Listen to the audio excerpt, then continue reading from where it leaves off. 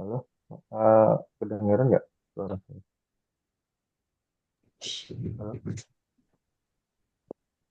Di halo. saya sedikit pelan, Kak. Ya, di saya juga Kak, sedikit Bang.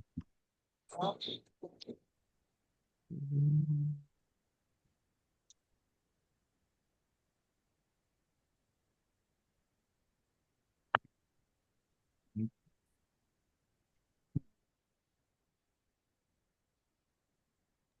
kedengeran nggak?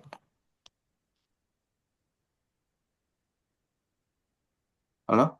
Ya, Ya, sudah sudah, cukup sudah, Kak. sudah. Oh iya. Em, Selamat malam Mas Rotahullah ya. Iya Pak, Mulai mulai aja sekarang. ya boleh Kak.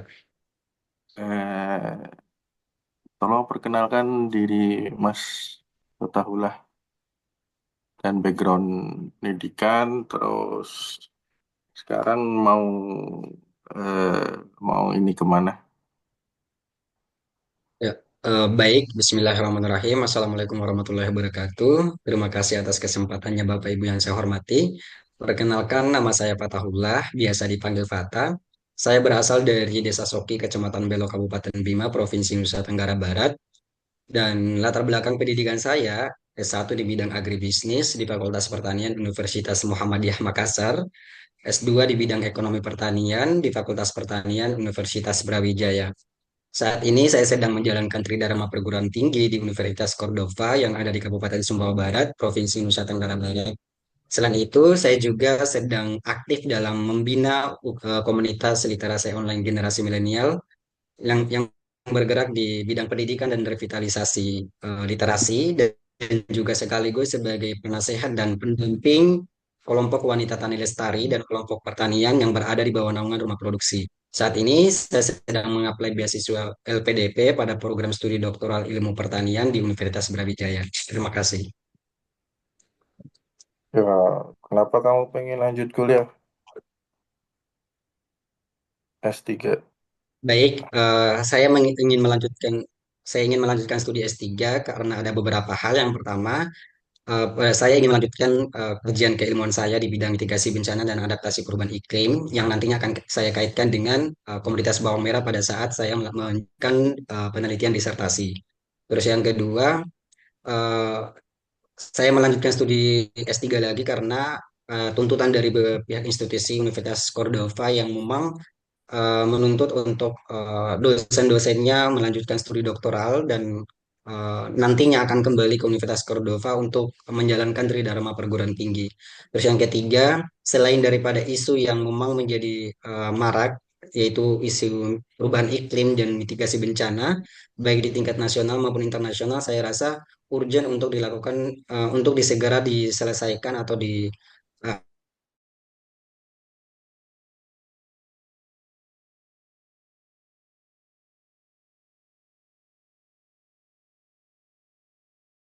Iya, Kak.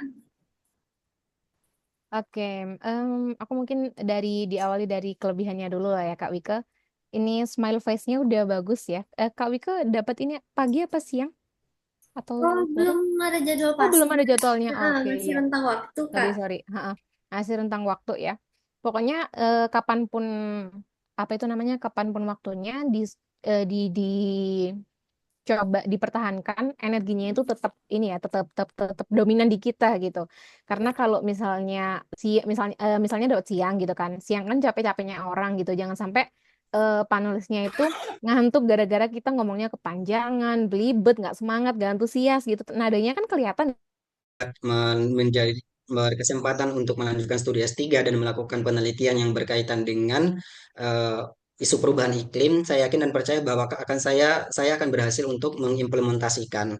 Karena ada beberapa komunitas yang saya sebutkan tadi sebagai di binaan saya, yaitu kelompok wanita tani lestari dan juga kelompok wanita tani kelompok pertanian yang berada di bawangan rumah produksi yang akan menjadi mitra diseminasi hasil pertanian saya sehingga riset-riset yang saya lakukan selama studi doktoral itu bisa lebih aplikatif gitu Pak.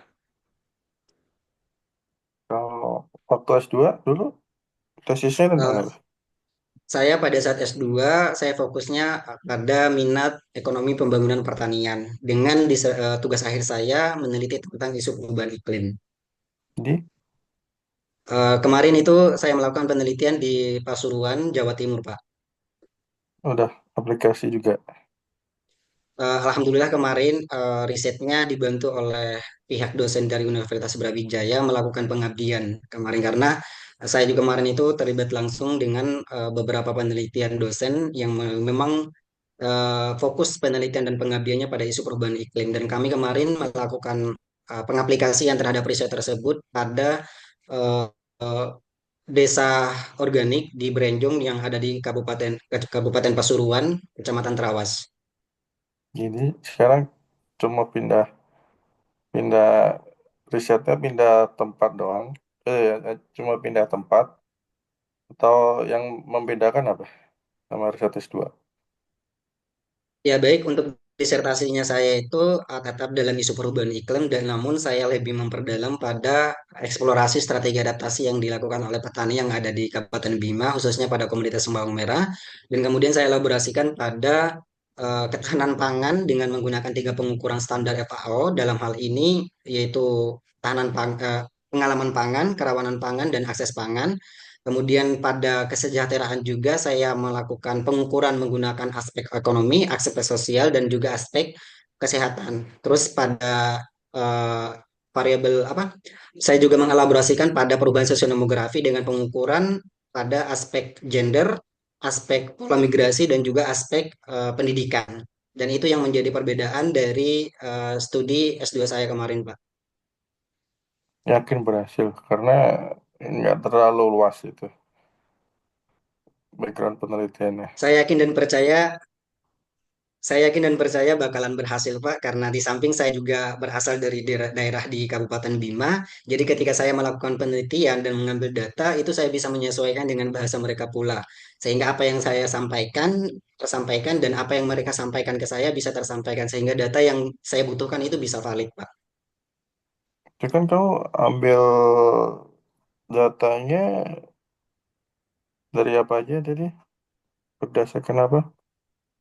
Saya Untuk risetnya itu saya eksplorasi strategi adaptasi perubahan iklim, implikasinya pada ketahanan pangan, kesejahteraan, dan perubahan sosiodemografi pada petani bawang merah, Pak.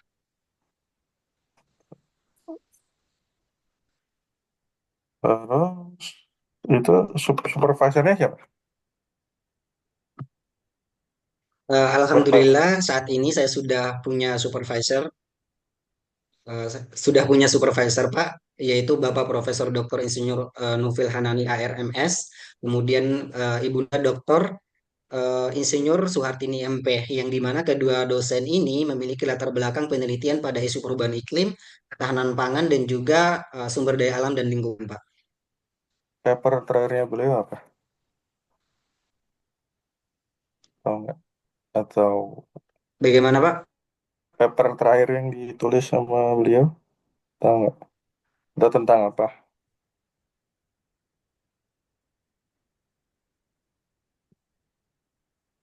Itu Halo? yang saya ketahui untuk penelitian pada Profesor Dr. Insinyur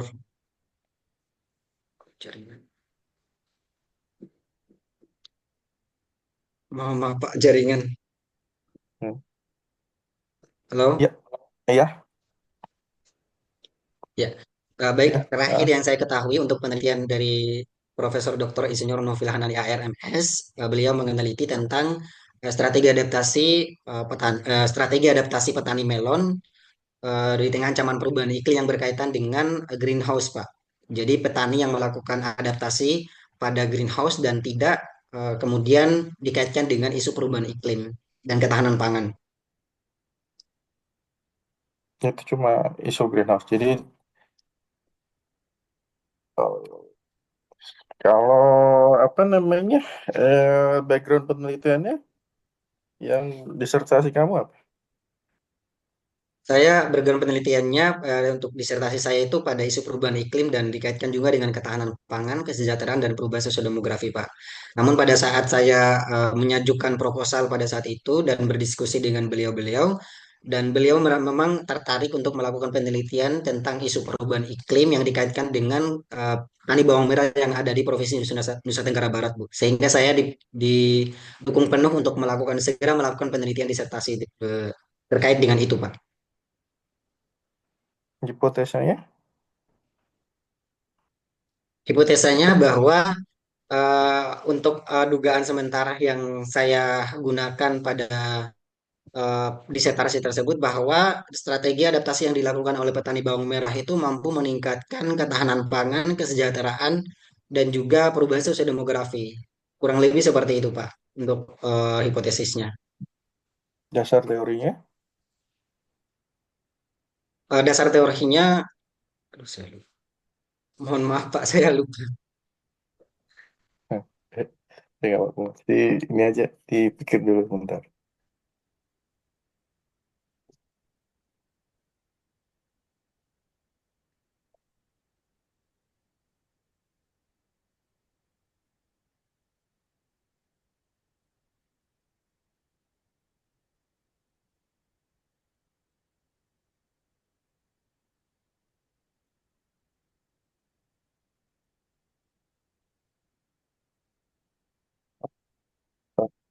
Udah, mau lanjut aja yang lain.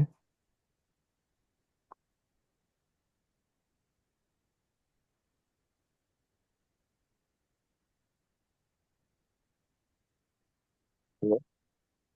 Ya, ya, Pak. Mau di skip aja dulu Boleh, Pak. metodenya, metode yang digunakan.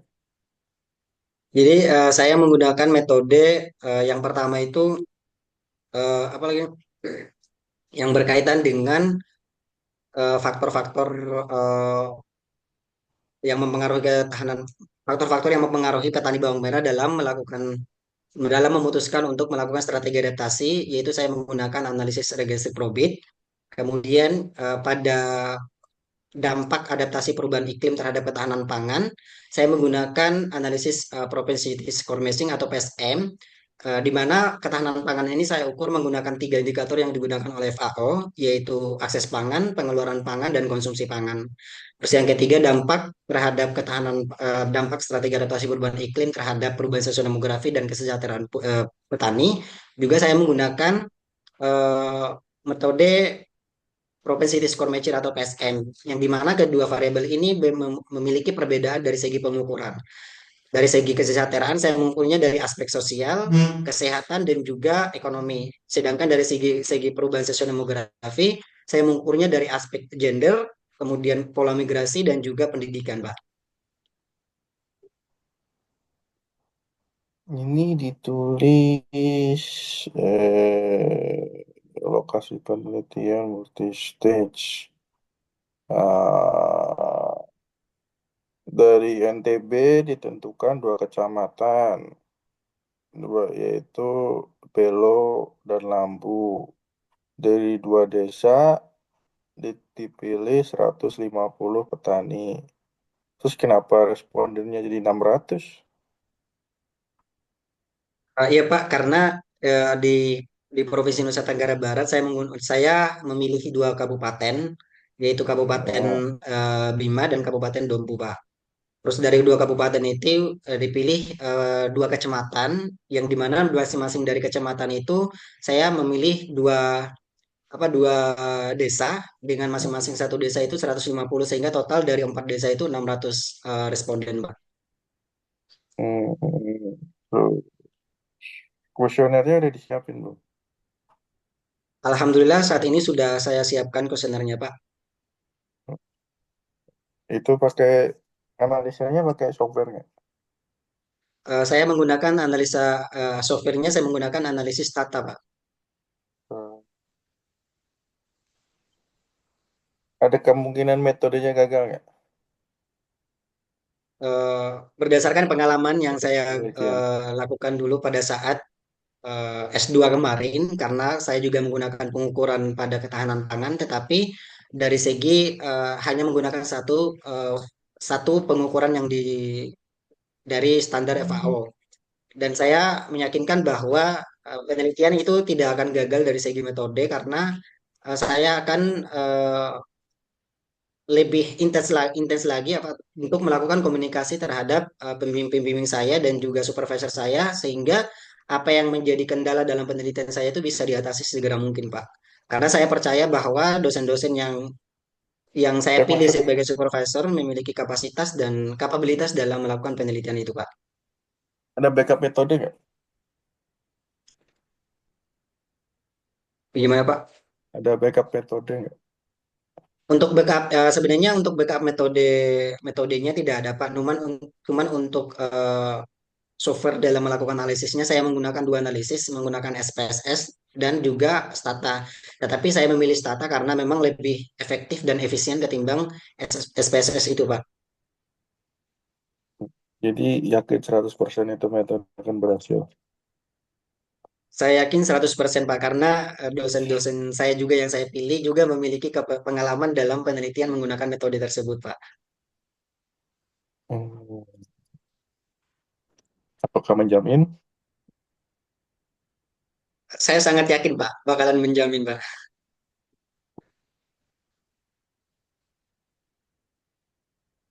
Ah, terus gap penelitiannya apa sebelumnya?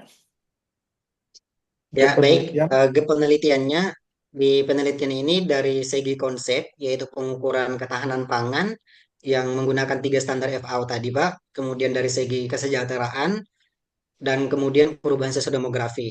Nah, namun selain daripada apa yang belum dikaji secara internasional melalui isu ini, saya mengambil komoditas bawang merah itu sebagai salah satu eh, objek penelitian saya karena saya merasa bahwa komoditas bawang merah itu merupakan satu representatif dari komunitas hortikultura dalam hal ini adalah sayur-sayuran yang memang memiliki pengaruh terhadap stabilitas ekonomi, kesejahteraan dan sosial ekonomi petani. Karena supply and demand-nya dari kedua komunitas ini sangat mempengaruhi naik turunnya pada permintaan pasar, Pak. Sehingga saya merasa bahwa penelitian ini selain dari apa yang saya kaji dan belum dikaji sebelumnya, saya merasa bahwa penelitian ini harus segera untuk dilakukan penelitian karena mengingat Provinsi Nusa Tenggara Barat itu merupakan provinsi dengan urutan keempat sebagai penghasil produksi bawang merah terbesar di Indonesia, Pak. Jadi kamu judul judul penelitiannya kan judul penelitiannya itu kan eksplorasi adaptasi. Kenapa nggak langsung ke bawang merah aja? Jadi nggak perlu ini kan judul penelitian ini kan menggambarkan apa namanya apa yang akan kamu kerjakan. Ini terlalu general, tapi isinya malah ke bawang merah. Nggak, Iya, iya, Pak. Karena memang tujuan objek dari penelitian saya itu saya jelaskan di metode penelitian bahwa yang menjadi sasaran objek penelitian itu adalah komunitas bawang merah, Pak. Saya jelaskan di bagian metode penelitiannya. ya, kalau jadi orang membaca judul penelitian kan seharusnya udah bisa menggambarkan apa yang akan kamu lakukan gitu. Ya wis, Siap. bahagia. Bentar ya. Eh, apa yang akan kamu lakukan selama menjalani perkuliahan? Baik, selama saya menjalani 3 tahun kan ya? perkuliahan, eh, gimana Pak? S3 3 tahun ya? Iya Pak, 3 tahun. Hmm. Baik, selama saya melakukan studi S3, yang pertama yang saya lakukan itu saya akan melakukan eh, membuat beberapa wishlist yang berkaitan dengan periode studi doktoral saya. Dalam hal ini adalah menyusun rencana timeline saya sesuai dengan periode doktoral sehingga timeline ini bisa dijadikan sebagai buku panduan saya dalam mengidentifikasi titik-titik krusial yang memang membutuhkan waktu yang lama dan fokus yang lama dalam menjalani studi doktoral. Itu yang pertama. Terus yang kedua, saya akan aktif di Kelurahan LPDP UB yang dimana saya di situ akan bertemu dengan para awardee dan teman-teman yang memiliki bidang keilmuan yang sama dengan saya dan juga fokus yang sama dengan saya untuk membangun dan berkontribusi untuk pembangunan Indonesia, Pak. Selain dari kegiatan-kegiatan tersebut, saya akan tetap aktif dalam membina komunitas literasi online generasi milenial yang ada di desa saya, yang bergerak di bidang pendidikan dan revitalisasi literasi. Kemudian kembali mendampingi dan sebagai dewan penasehat pada kelompok wanita tani lestari dan kelompok pertanian yang berada di bawah naungan rumah produksi saat ini, Pak. Ada rencana penulisan jurnal. Eh, saya kalau untuk rencana penulisan jurnal saya itu Pak, saya sudah masukkan dalam beberapa wishlist ataupun target pencapaian yang dalam penyusun pada saat saya menyusun rencana timelinenya tadi Pak. Jadi di situ sudah masuk semua beberapa wishlist saya, termasuk bagaimana saya harus beraktivitas tiap minggu ataupun tiap bulan, kemudian bagaimana saya menargetkan dalam publikasi, penelitian, dan juga sampai kepada tahap pengumpulan data dan penulisan tugas akhir saya Pak. Berapa jurnal rencana? Rencananya jurnalnya tetap pada isu perubahan iklim yang dikaitkan dengan ketahanan pangan, namun lebih mengeksplorasi pada segi klasifikasi mata pencarian, kesejahteraan, ketahanan pangan, dan perubahan sosiodemografi, Pak. Sehingga disertasi yang saya buat nantinya, sehingga nanti pada saat saya mengimplementasikan kontribusi saya itu banyak improvisasi yang berkaitan dengan ilmu yang saya dapatkan pada saat saya mengimplementasikan kontribusi saya, Pak. Berapa jurnal? Ya, Pak. Berapa jurnal, Mas? Untuk saat ini saya baru memberanikan diri menargetkan selama 3 tahun itu 3 jurnal, Pak. Namun bisa saja dari 3 tahun itu bisa lebih dari tiga Pak, tergantung dari konteks pada saat saya nantinya melanjutkan studi S3 karena harus menyesuaikan dengan waktu periode kedoktoralan saya Pak dan waktu belajar ataupun aktivitas-aktivitas lainnya ya Pak. Ke rencananya mau ke mana, Mas? Itunya, submitnya. Submitnya Bagaimana mau Pak? kemana? Submitnya mau ke jurnal apa? Untuk untuk saat ini saya belum memikirkan bakalan submit di mana Pak. Tapi saya mungkin akan kembali pada jurnal yang pernah saya apa artikel yang pernah saya jurnal tempat saya melakukan publikasi jurnal artikel saya pada saat itu Pak. Itu Q berapa? Cinta atau udah Q? Untuk indeksnya ada yang di Sinta 2 dan ada yang di Q3 Pak. Nggak mau ke Q1, dok. Nah, itu yang menjadi target saya saat ini, Pak, untuk bisa tembus ke Q1 atau Q2. Namun saya kan masih butuh bimbingan dan juga pendampingan dari supervisor saya nantinya, Pak, sehingga saya nantinya pada saat ingin merealisasikan target saya untuk publikasi pada jurnal Q1 dan Q2, saya bisa komunikasi lebih intens lagi kepada supervisor saya, Pak, sehingga saya bisa mendapatkan arahan dan juga metode bagaimana caranya untuk bisa tembus Q1 dan Q2, Pak.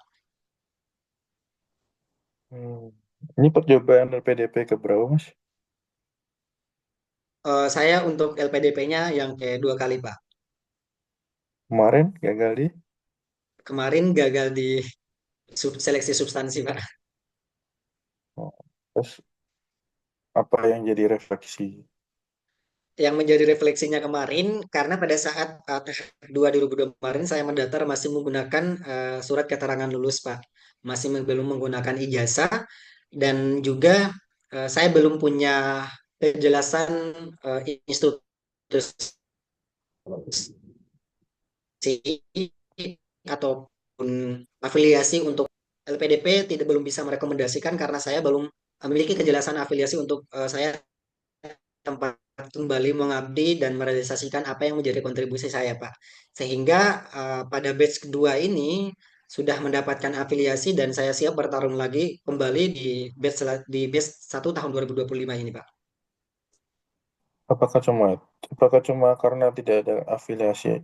Jadi kan berarti kemarin belum tahun kemarin belum ini ya belum lulus. Belum dikerja jadi dosen sekarang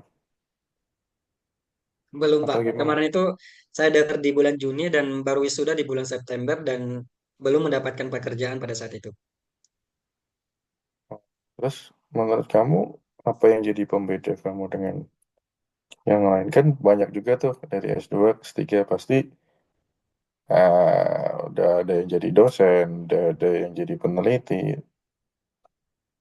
Kenapa LPDP harus memilih kamu? Ya baik, kenapa LPDP harus memilih saya Pak? Karena saya merasa bahwa saya punya visi dan misi yang jelas terkait bagaimana pembangunan sektor pertanian yang ada di Provinsi Nusa Tenggara Barat, yang dimana kasus-kasus yang berkaitan dengan sektor pertanian di Provinsi Nusa Tenggara Barat itu ada kaitannya dengan ketahanan pangan, di mana Kabupaten Bima di Provinsi Nusa Tenggara Barat itu berada pada urutan ke 185 yang dengan status hampir rawan pangan. Terus yang kedua, isu perubahan iklim juga sudah sampai kepada Provinsi Nusa Tenggara Barat dan mengancam beberapa sektor termasuk sektor pertanian sehingga berdampak pada menurunnya hasil produksi pertanian dan juga kegagalan panen. Dan dari situ saya merasa bahwa saya ikut andil dan punya tanggung jawab sebagai orang yang memiliki bidang keilmuan yang sama dengan cara saya mendampingi beberapa kelompok petani wanita tani lestari dan juga kelompok tani yang memang berada di bawah naungan rumah produksi yang nantinya akan saya jadikan sebagai partner ataupun mitra diseminasi hasil riset saya sehingga riset-riset yang saya lakukan itu lebih aplikatif. Dan saya rasa kenapa LPDP harus memilih saya karena saya sudah memiliki visi dan misi yang jelas, Pak, terkait dengan bagaimana membangun sektor pertanian di Provinsi Nusa Tenggara Barat. Hmm. Memang pelamar lain tidak memiliki visi misi yang jelas. Saya yakin dan percaya juga para awardee yang lain juga memiliki visi yang sama, Pak. Namun dengan bidang keilmuannya masing-masing, Pak. Dan saya yakin mereka juga memiliki regulasi dan rules yang berbeda-beda dalam berkontribusi untuk eh, bidangnya masing-masing pun dengan sektor pertanian. Jadi saya rasa yang menjadi pembedanya di sini, saya sudah memiliki pengalaman-pengalaman, alhamdulillah di beberapa kali mendampingi petani dan juga terjun langsung di lapangan dan saya sudah tahu baik dari segi teori dan juga dari segi praktisi, saya sudah memahami bagaimana konteks-konteks permasalahan yang terjadi di tengah-tengah petani, Pak. Sehingga pada saat saya melakukan implementasi terkait dengan kontribusi saya sudah paham apa yang dibutuhkan oleh petani.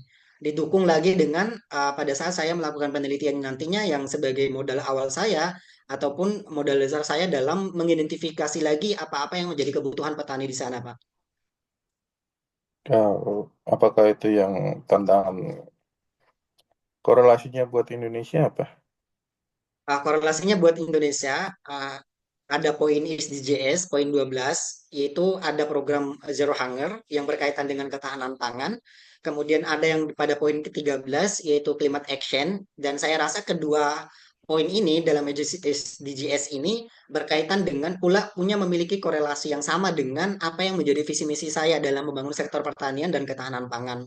Terus di samping itu pada 17 program poin 17 program yang menjadi program pemerintah saat ini ataupun presiden itu berada yang berkaitan dengan ketahanan bagaimana meningkatkan ketahanan pangan dan juga meningkatkan swasembada pangan dengan cara melakukan eh, salah satu caranya itu dengan cara meminimalisir ataupun mengeluarkan kebijakan-kebijakan ataupun program yang berkaitan dengan climate action, Pak. Gimana gimana? Halo? Halo, Pak. Ya, gimana gimana? Jadi korelasinya itu ada di beberapa poin, Pak. Yang pertama di poin SDGs pada poin 12 dan poin 13. Poin 12 itu berkaitan dengan zero hunger dan ketahanan pangan. Kemudian pada poin 13 itu berkaitan dengan climate action. Yang dimana kedua poin ini memiliki korelasi dengan visi misi saya dalam mengembangkan sektor pertanian yang ada di Provinsi Nusa Tenggara Barat. Terus yang ketiga ada pada berkaitan dengan sektor pertanian, ada pada masuk dalam salah satu 17 program pemerintah saat ini, yaitu meningkatkan swasembada pangan dan juga meningkatkan ketahanan pangan di setiap wilayah, Pak. Dan saya rasa itu memiliki korelasi yang sama dengan apa yang menjadi visi misi saya dalam membangun sektor pertanian yang ada di Provinsi Nusa Tenggara Barat.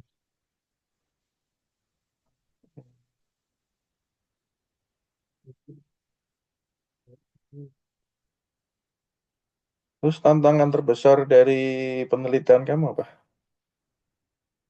Baik, tantangan terbesar dari penelitian saya adalah bagaimana memberikan apa ya, kayak berkaitan dengan memberikan informasi terkait dengan informasi-informasi yang berkaitan dengan perubahan iklim. Karena di petani yang ada di Provinsi Nusa Tenggara Barat itu tuh masih dalam mengidentifikasi perubahan-perubahan iklim itu masih menggunakan cara-cara yang sangat sederhana ataupun konvensional, Pak. Sehingga mereka belum punya wawasan yang lebih luas ataupun pengetahuan yang lebih luas terkait dengan isu perubahan iklim. Sehingga saya berencana pada saat melakukan penelitian itu saya perlu melakukan mengadakan agenda-agenda forum discussion group yang dimana sebagai alat transformasi dalam menyampaikan informasi-informasi yang berkaitan dengan perubahan iklim. Setelah itu baru saya bisa melakukan penelitian-penelitian dan mengidentifikasi strategi-strategi yang mereka lakukan pada saat ancaman perubahan iklim terjadi, Pak. Terus apa yang kamu tawarkan ke mereka? Baik, yang akan saya tawarkan yang pertama, setelah melakukan penelitian saya, setelah berhasil melakukan penelitian dan melakukan analisa berkaitan dengan identifikasi strategi adaptasi yang mereka tawarkan, yang mereka lakukan, itu apakah akan berdampak pada ketahanan pangan, kesejahteraan, ataupun perubahan sosiodemografi. Nah, setelah melakukan identifikasi, nantinya jelas akan diketahui Pak, mana yang strategi adaptasi yang efektif dan mana yang tidak efektif. Sehingga nanti pada saat saya kembali ke daerah dan melakukan sosialisasi berkaitan dengan hasil penelitian saya, itu akan kembali yang apa strategi adaptasi yang efektif akan kembali dimaksimalkan pun dengan strategi adaptasi yang tidak efektif akan dilakukan evaluasi kembali dan dalam untuk bagaimana memaksimalkan strategi adaptasi yang tidak maksimal ini sehingga tetap menghasilkan tetap berdampak pada hasil produksi dan juga eh, usaha tani mereka, Pak. Contoh yang strategis yang efektif, yang tidak efektif apa? Baik Pak, jadi untuk sekarang itu saya sudah mengidentifikasi beberapa strategi adaptasi yang mereka lakukan saat ini. Yang pertama itu adalah perubahan pola tanam dan pola panen, ataupun perubahan musim tanam dan musim panen. Yang dimana yang biasanya itu mereka lakukan penanaman bawang merah itu pada musim bulan 1 dan bulan 2, tapi berubah menjadi bulan 4 sampai bulan 5. Terus untuk musim panennya yang biasanya yang mereka lakukan itu pada bulan Juni dan Juli, tetapi mereka menggunakan ada perubahan yaitu mereka melakukan pemanenan besar-besaran itu pada bulan Agustus dan September. Terus strategi adaptasi yang kedua itu mereka menggunakan pola migrasi, Pak, yang dimana itu termasuk pada migrasi lahan dari dari Kabupaten Bima akan melakukan usaha tani berkaitan dengan bawang merah itu di Kabupaten Dompu ataupun Kabupaten Sumbawa. Dan dari situ saya akan melakukan identifikasi nih, Pak. Apakah strategi-strategi adaptasi yang mereka lakukan itu efektif atau tidak begitu, Pak. Jadi untuk saat ini saya belum mengetahui apakah strategi mereka itu efektif atau tidak karena belum melakukan identifikasi dan belum melakukan analisis ataupun penelitian. Begitu, Pak.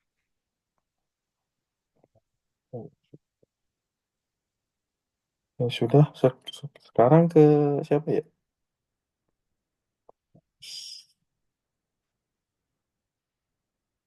Oh, untuk ke Mas Ahmad, boleh? Atau Mas Syukri?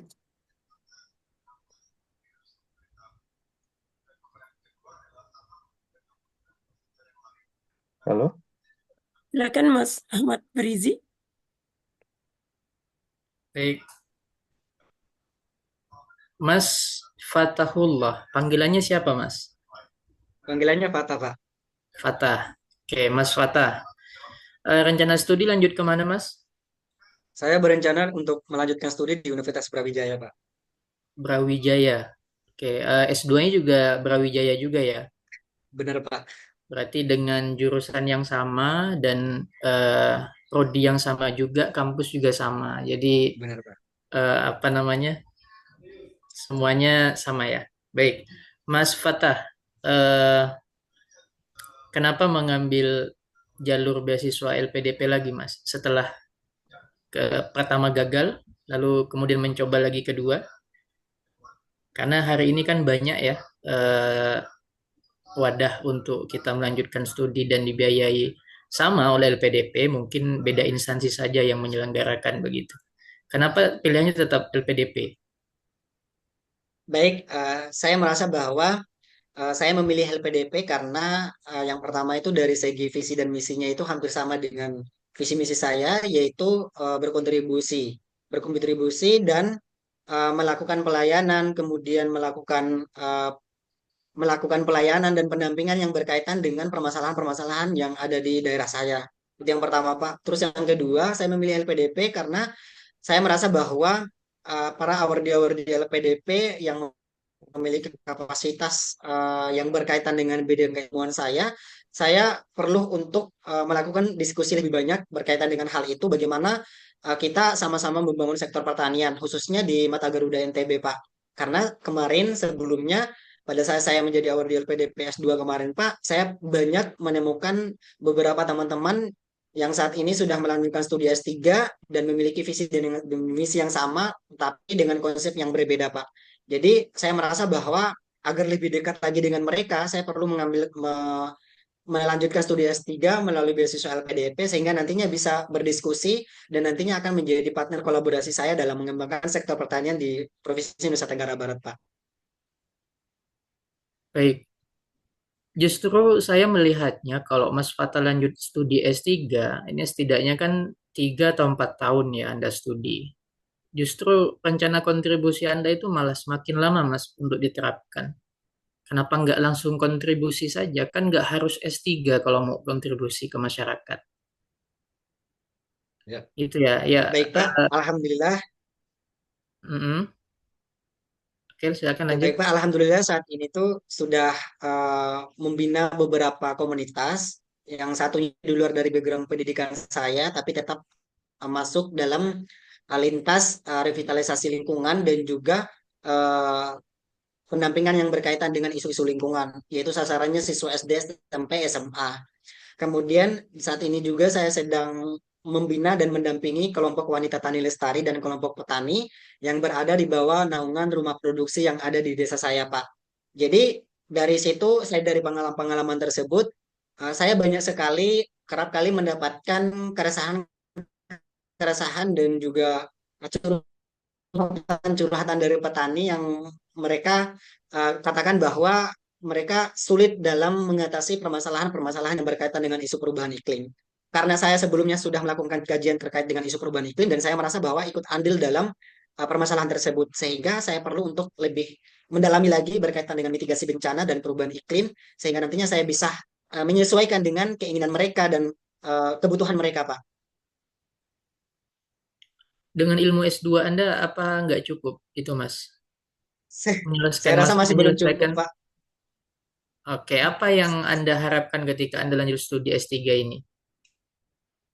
Baik, yang saya harapkan itu yang pertama, di Universitas Brawijaya itu kan ada mata kuliah mitigasi bencana dan perubahan iklim, Pak. Ada juga ekonomi sumber daya lingkungan dan ekonomi sumber daya alam, yang dimana mata kuliah ini akan saya ambil sebagai penunjang dalam menyusun disertasi saya. Terus yang kedua, Universitas Brawijaya khususnya pada program studi pada Fakultas Pertanian seringkali mengadakan kajian-kajian tentang isu perubahan iklim dan juga pembangunan pertanian berkelanjutan dengan mengundang tamu-tamu ataupun guru-guru besar dari luar negeri sehingga kajian-kajian keilmuannya itu tidak stagnan pada kajian isu perubahan iklim lokal, tetapi juga kajian tentang isu perubahan iklim secara internasional. Jadi saya Itu, perlu itu oke, Mas Fatah, sehingga itu nantinya kegiatan kajian itu dibuka secara umum atau hanya terbatas mahasiswa saja untuk bisa ikut terbatas kajian? terbatas untuk terbatas untuk mahasiswa S2 dan S3, Pak. Dari pengalaman kemarin. Oke, berarti di S2 kemarin sudah dapat peluang itu. Sudah dapat kesempatan untuk ikut kajian-kajian yang sejenis itu. Kemarin itu belum sempat saya dapatkan, Pak, karena saya hanya mendapatkan pada saat saya menyusun tugas akhir saya, Pak, kemarin. Karena kebetulan tugas saya juga berkaitan dengan isu perubahan iklim. Oke, baik. Mas Fatah, tadi Anda menyebutkan bahwa visi Anda ini sama dengan visinya LPDP. Visi LPDP yang seperti apa yang Anda maksud ini, Mas? visi LPDP yang seperti apa yang saya ketahui itu adalah LPDP itu kurang lebihnya itu mencari kandidat yang memiliki integritas kepemimpinan yang berintegritas, yang dimana nantinya itu akan mampu melayani, mendampingi dan juga eh, berintegritas dalam mendampingi, berkontribusi berkaitan dengan permasalahan-permasalahan yang ada di sekitarnya, Pak. Dan saya rasa visi misi itu sesuai dengan visi misi saya dan apa yang menjadi rencana kontribusi saya nantinya ke depan, Pak. Apa bukti Mas Fata ini berintegritas? Salah satu bukti saya berintegritas ketika saya kemarin mendaftar beasiswa LPDP pada saat studi S2 kemarin, saya membawa isu permasalahan yang berkaitan dengan lingkungan yang ada di sektor pertanian kemarin, Pak. Dan alhamdulillah sejauh ini saya sudah berhasil mendampingi beberapa kelompok wanita tani lestari dan kelompok petani yang menjadi binaan saya, dan saya bersama Dinas Pertanian juga di Kabupaten Bima sudah berhasil mendirikan rumah produksi yang dimana sebagai salah satu wadah dalam menghasilkan mengolah hasil-hasil pertanian, Pak, gitu, Pak. Baik. Dan saya rasa itu bukti dari integritas yang dimana apa yang saya bawa dan apa yang menjadi rencana kontribusi saya sudah setidaknya itu sudah saya implementasikan. Tinggal bagaimana nantinya saya kembangkan sehingga program-program yang saya canangkan, program-program yang kami berikan kepada petani itu tidak stagnan pada satu musim saja, tetapi berkelanjutan, Pak. Oke, Mas Fata, sekarang kan aktivitasnya sebagai dosen non PNS ya. Berarti tidak Benar, Pak. terikat kontrak secara dinas. Artinya setelah lulus S3 nanti masih bisa punya kesempatan untuk misalnya mendaftar CPNS begitu ya. Oke, Eh, ada rencana untuk setelah kuliah selesai di S3 akan mendaftarkan CPNS atau mendaftarkan diri Anda sebagai CPNS begitu, Mas? Baik, Pak. Jadi ketika saya lulus dari program doktoral, saya tetap akan kembali kepada instansi saya dan menjadi Dharma Perguruan Tinggi di Universitas Cordova karena saya sudah menandatangani kontrak perjanjian kerja saya pada saat saya direkrut menjadi seorang dosen, bahwa saya sudah diikat dan setelah menjadi dosen tetap di sana tidak boleh lagi untuk mendaftar CPNS ataupun pindah home base dari institusi lain, Pak. Jadi saya yakin dan percaya bahwa ketika saya lulus dari doktoral saya akan tetap kembali ke institusi saya, Pak, dan menjalankan Tridharma Perguruan Tinggi. Tapi ini ada tawaran loh, Anda jadi CPNS jalur prestasi misalnya karena kontribusinya tadi luar biasa begitu. Jadi Anda punya kesempatan tinggi kemudian nanti membantu dinas terkait hal ini. Bagaimana Mas? Anda mau memilih tetap di Cordova atau pindah ke dinas? Baik, saya akan tetap memilih di Universitas Cordova, Pak. Pun ketika nanti ada tawaran dari dinas-dinas pertanian, mungkin saya akan mengelaborasikan dengan Tridharma Perguruan Tinggi saya, Pak, yang dimana di dalamnya itu ada pengabdian. Jadi kemungkinan besar saya akan jadikan sebagai partner ataupun kolaborasi saya dalam melakukan pengabdian saya, Pak. Eh, Bisa dibuktikan itu Mas ya? Saya yakin dan percaya, Pak, bisa dibuktikan. Baik. Itu saja dari saya. Saya lanjutkan kepada Mas Sukri. Silakan Mas. Terima kasih, Pak Ahmad Berizi. Baik, Mas Fatah, sudah berkeluarga apa belum? Alhamdulillah saat ini belum berkeluarga, Pak. Nanti ada rencana untuk menikah selama kuliah. Sejauh ini saya belum ada rencana pernikahan, Pak, karena saya sudah berkomitmen dengan pasangan saya untuk fokus pada studi saya. Karena ini tidak hanya menyangkut studi saya juga, Pak, karena eh, pasangan saya juga saat ini sedang dalam tahap proses penyelesaian studi, Pak. Jadi kami sudah sama-sama berkomitmen untuk menyelesaikan pendidikan terlebih dahulu. Wah, tidak takut nanti tiba-tiba dia meminta untuk dinikahi. Saya sudah yakin dan percaya, Pak, bahwa komitmen akan tetap menjadi sebuah komitmen, Pak. Jika disuruh milih, nikah atau lanjut kuliah, Pun ketika disuruh milih, saya yakin dan percaya ketika saya di nantinya pada saat sementara menjalankan studi doktoral dan sudah berkomitmen untuk menjalin rumah tangga dengan pasangan saya yakin dan percaya bahwa komitmen apa hubungan itu tidak akan mengganggu studi saya dan fokus studi saya karena saya sudah terbiasa dengan mengelola waktu dan terbiasa menggunakan time management dalam merencanakan apapun yang menjadi tujuan ataupun target saya, Pak. Sehingga ketika nantinya saya sudah berkomitmen pun dengan kota yang sama dengan pasangan saya yakin dan percaya pasangan saya akan lebih mendukung saya untuk tetap fokus pada kontribusi saya dan saya pun juga akan menggunakan time management sehingga antara ruang eh, pribadi dan ruang profesional saya di bidang akademik dan studi itu tidak bercampur, Pak. Baik, saya lihat di CV Anda katanya punya kelemahan dalam menolak permintaan. Benar, Pak. Mampu Da- kalau diminta bantuan atau apapun Anda punya kelemahan di situ. Terus apa cara Anda nanti untuk mengatasi eh, hal-hal semacam itu yang bisa mengganggu fokus Anda dalam perkuliahan misalnya? Ya, Pak. Alhamdulillah pada eh, dulu-dulu tahun sebelumnya memang saya memiliki kelemahan pada posisi itu, Pak, yaitu sulit menolak bantuan dari orang-orang yang meminta bantuan kepada saya. Namun 2 tahun terakhir ini saya sudah berhasil meminimalisir itu, Pak, dengan cara eh, tetap menentukan apa yang menjadi prioritas saya dan memberanikan diri untuk menolak dengan halus dengan alasan bahwa saya masih memiliki pekerjaan dan masih saya memiliki target sehingga apa yang menjadi penolakan itu tidak menjadi masalah bagi teman-teman yang meminta bantuan kepada saya, Pak. Dan Alhamdulillah 2 tahun terakhir ini saya sudah berhasil mengimplementasikan itu, Pak. Baik, S2 Anda di BSLPDP ya? Alhamdulillah di biaya LPDP juga, Pak. Ini Anda baru lulus tahun 2024. Dulu ketika Anda mengajukan eh,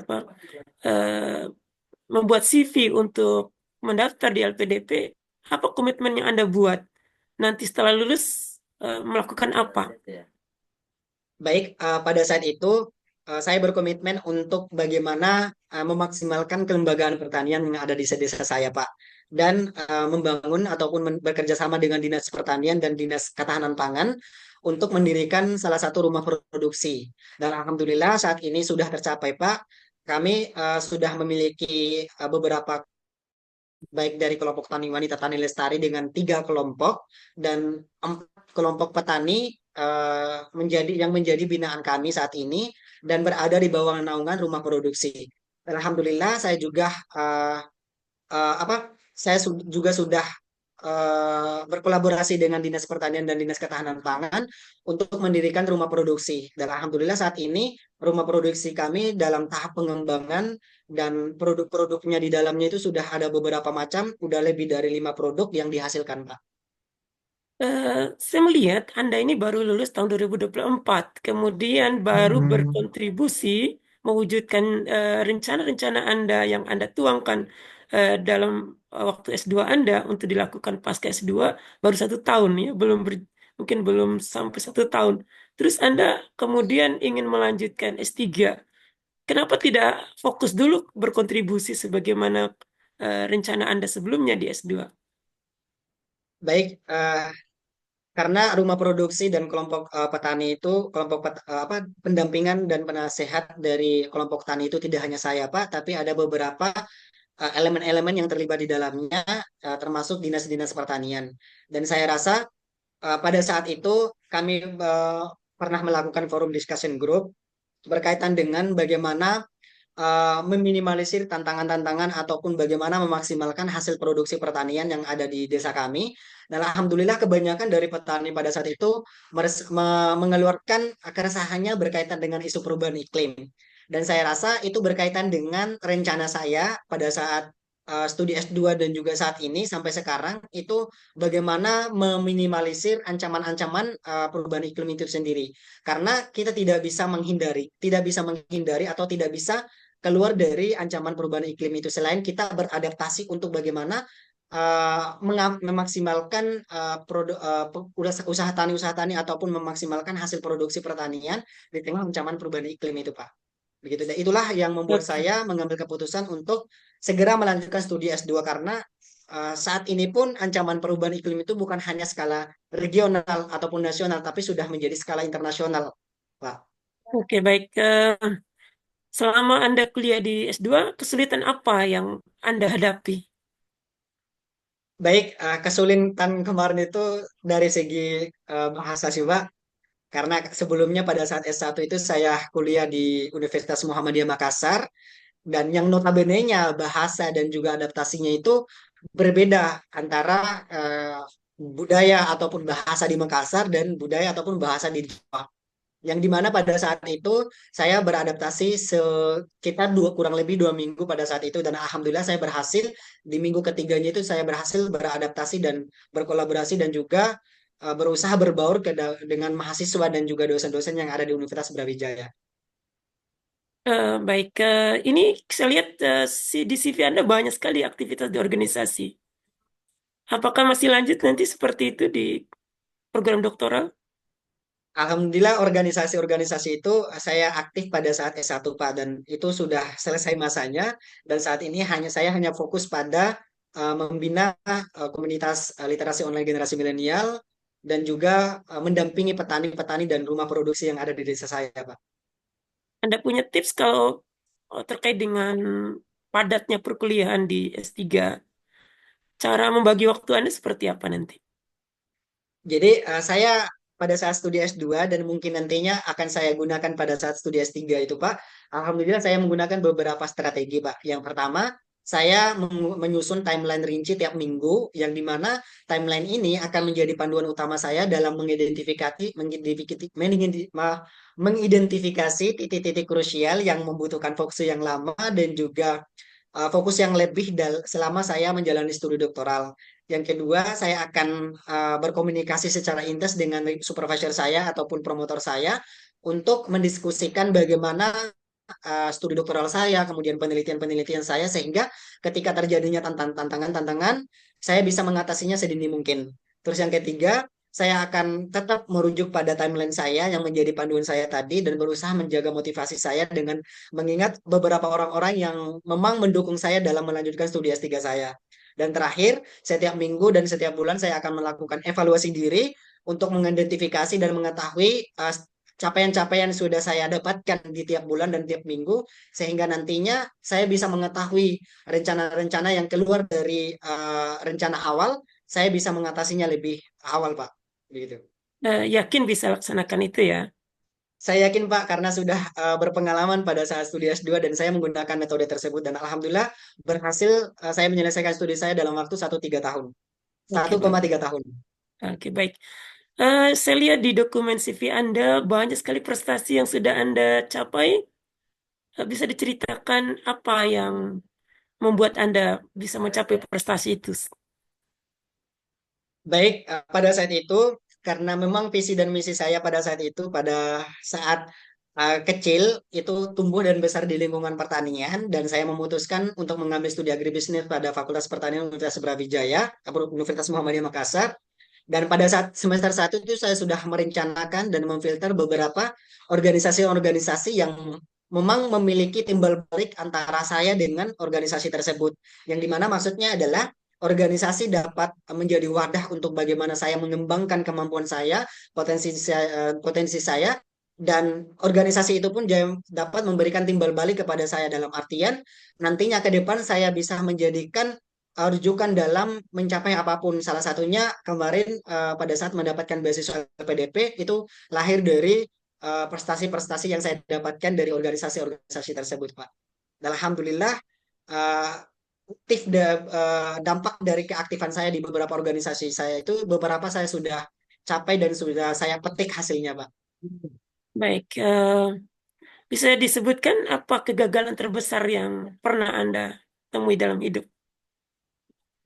Baik, kegagalan besar yang pernah saya temui pada saat saya eh, temui pada saat hidup, yaitu pada saat saya melaksanakan wisuda S1 kemarin, Pak. Karena saya berasal dari Kabupaten Bima dan melanjutkan studi di Universitas Muhammadiyah Makassar yang notabene-nya 3 hari perjalanan menggunakan kapal.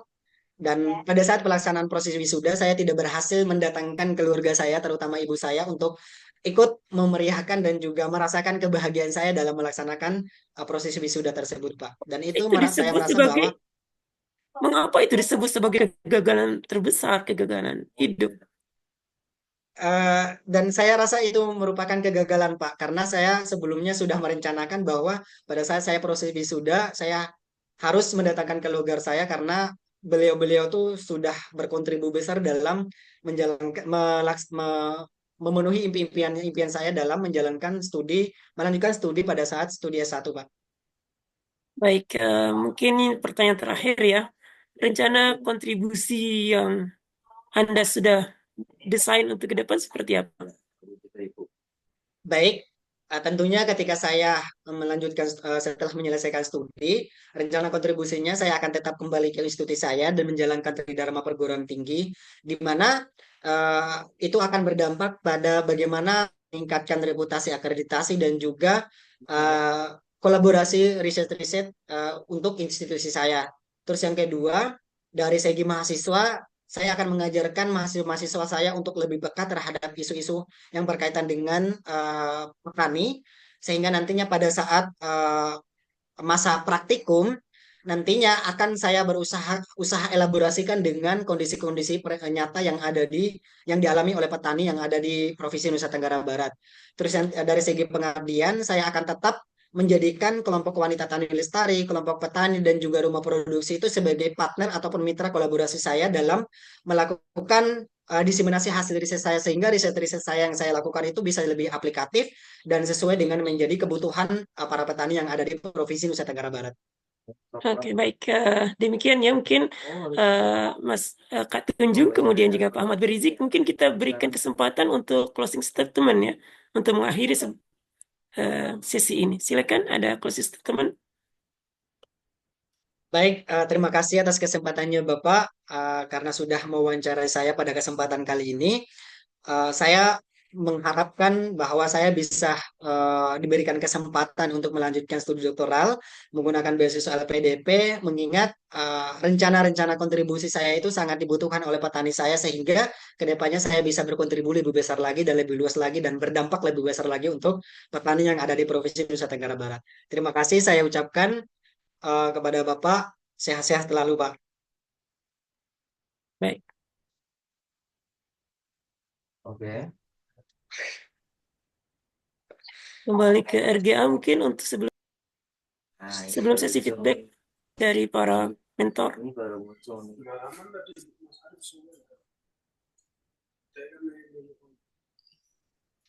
Oke, Ustaz Syukri, Mas Tunjung dan Mas Fatah. Ini sepertinya kita izin ambil alih Mas ya. Untuk feedback ini. Pertama saya minta maaf tadi telat join karena memang ada di ruang sebelah. Mas Fatah, selamat. Sesi kali ini Anda disaksikan sekitar 30 orang ya. Luar biasa. Kami sangat Rugi saya, mengapresiasi. Mas. Ini kali Iya, karena perdana, yang pertama tadi. kali pertama atau sudah mock up sebelumnya, Mas Fatah? Ini kali ketiga sih Pak mock-up-nya. Tapi yang publik baru ini. Yang publik baru ini. Oke. Oke, karena tadi di awal saya tidak terlalu mengikuti ya, ikut join tapi pakai dua device jadi nggak terlalu memperhatikan. Mungkin di sesi ini saya izin Kak Mas Tunjung untuk bisa memberikan feedback terkait dari pemaparan atau jawaban dari Mas Fatah tadi. Disilakan. Iya, Mas. Izin ya, kalau kalau saya ini kan lebih ke karena dia mau ke PhD atau ke doktoral, jadi lebih ke penelitian yang akan digunakan gitu ya. Yang pertama kan dari dasar teorinya tadi ya belum bisa menjelaskan ya. Terus dari segi proposal penelitian itu ji- judulnya sebenarnya yaitu antara judul dengan isi itu kurang kurang ada apa namanya terhubung orang kalau kita baca judul kan sebenarnya kita sudah bisa menggambarkan apa yang akan dibahas sama sama apa sama isinya gitu. Itu di judulnya apa ternyata di bawahnya ternyata ngebahas bawang merah. Nah, terus dari penjelasannya sebenarnya kurang kurang to the point dan diulang-ulang terus itu, Mas. Itu yang membuat kadang agak jenuh gitu terhadap penjelasan dari Mas Fatah gitu. Terus dari Grogi saya, Mas. ada ya, Grogi terus ada saya, Mas. Yang beberapa pertama itu beberapa langsung apa? grogi. Ada Iya. beberapa apa kosakata tadi yang agak miss gitu. Nah, tadi bilangnya climate exchange itu kan harusnya climate change ya atau kalau enggak perubahan iklim aja gitu. Jadi tadi beberapa kali bilang climate exchange. Terus untuk masalah metode, nah itu sebenarnya yang tadi kenapa aku bilang apakah nggak ada metode cadangan di setiap penelitian itu kan pasti ada miss gitu. Entah itu di iya kalau akan berjalan 100%, tapi kan di apa seharusnya ada metode cadangan gitu. Ketika kita gagal di A, apakah kita harus tetap di A terus gitu? Enggak kan kita harus pindah, kita harus apa namanya? Entah itu kita pindah metode atau yang lain gitu. Karena apalagi S3 ya, S3 itu kan bukan sprint tapi maraton gitu. Jadi ketika kita udah gagal di satu, kita kan nggak mungkin nge-push. Ntar kita akan gagal sendiri gitu. Kita akan kehilangan waktu di situ gitu. Nah, sebaiknya nantinya ada sebutin aja apa metode cadangannya apa gitu. Karena ya di setiap penelitian itu kan nggak mungkin bisa 100% berhasil gitu. Nah, itu dua. Terus yang terakhir kontribusi. Ketika kita ditanya kontribusi sebaiknya dibagi ke pendek, menengah, dan jangka panjang gitu. Jangan ke itu. Nah, terus dari segi proposal itu ya, ya ini juga sih ya udah telat ya. Ada daftar pustakanya itu ada beberapa.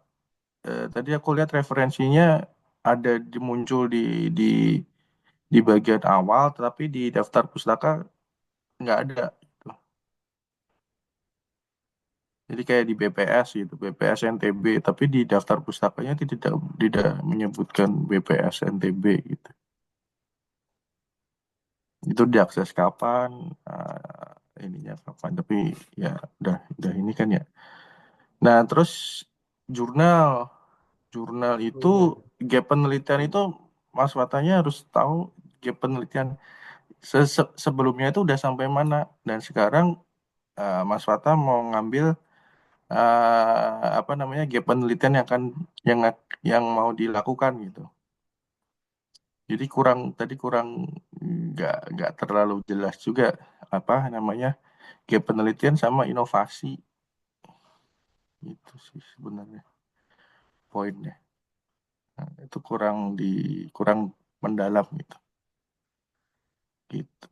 Terus masalah jurnal sebaiknya kalau bisa sih Mas Watau udah tahu nih kita udah mau masuk apa nulis ke jurnal apa gitu. Karena kalau jurnal S2 misalnya di Sinta 3, nah kalau udah S3 biasanya kalau bisa sih jurnal Sinta 1 atau Q1. Karena kan Mas Fata kan nanti ininya mau ke dosen kan ya. Dan ke dosen itu kan pasti ada nanti kan ada postdoc segala macam dan tujuan akhirnya pasti jadi profesor kan. Dan kalau sayang kalau nggak di apa namanya di publish di jurnal Q1 gitu atau Sinta 1 lah minimal gitu. Karena itu akan sangat bermanfaat sekali ke depannya buat buat ke postdoc, buat ke studi selanjutnya. Itu aja sih.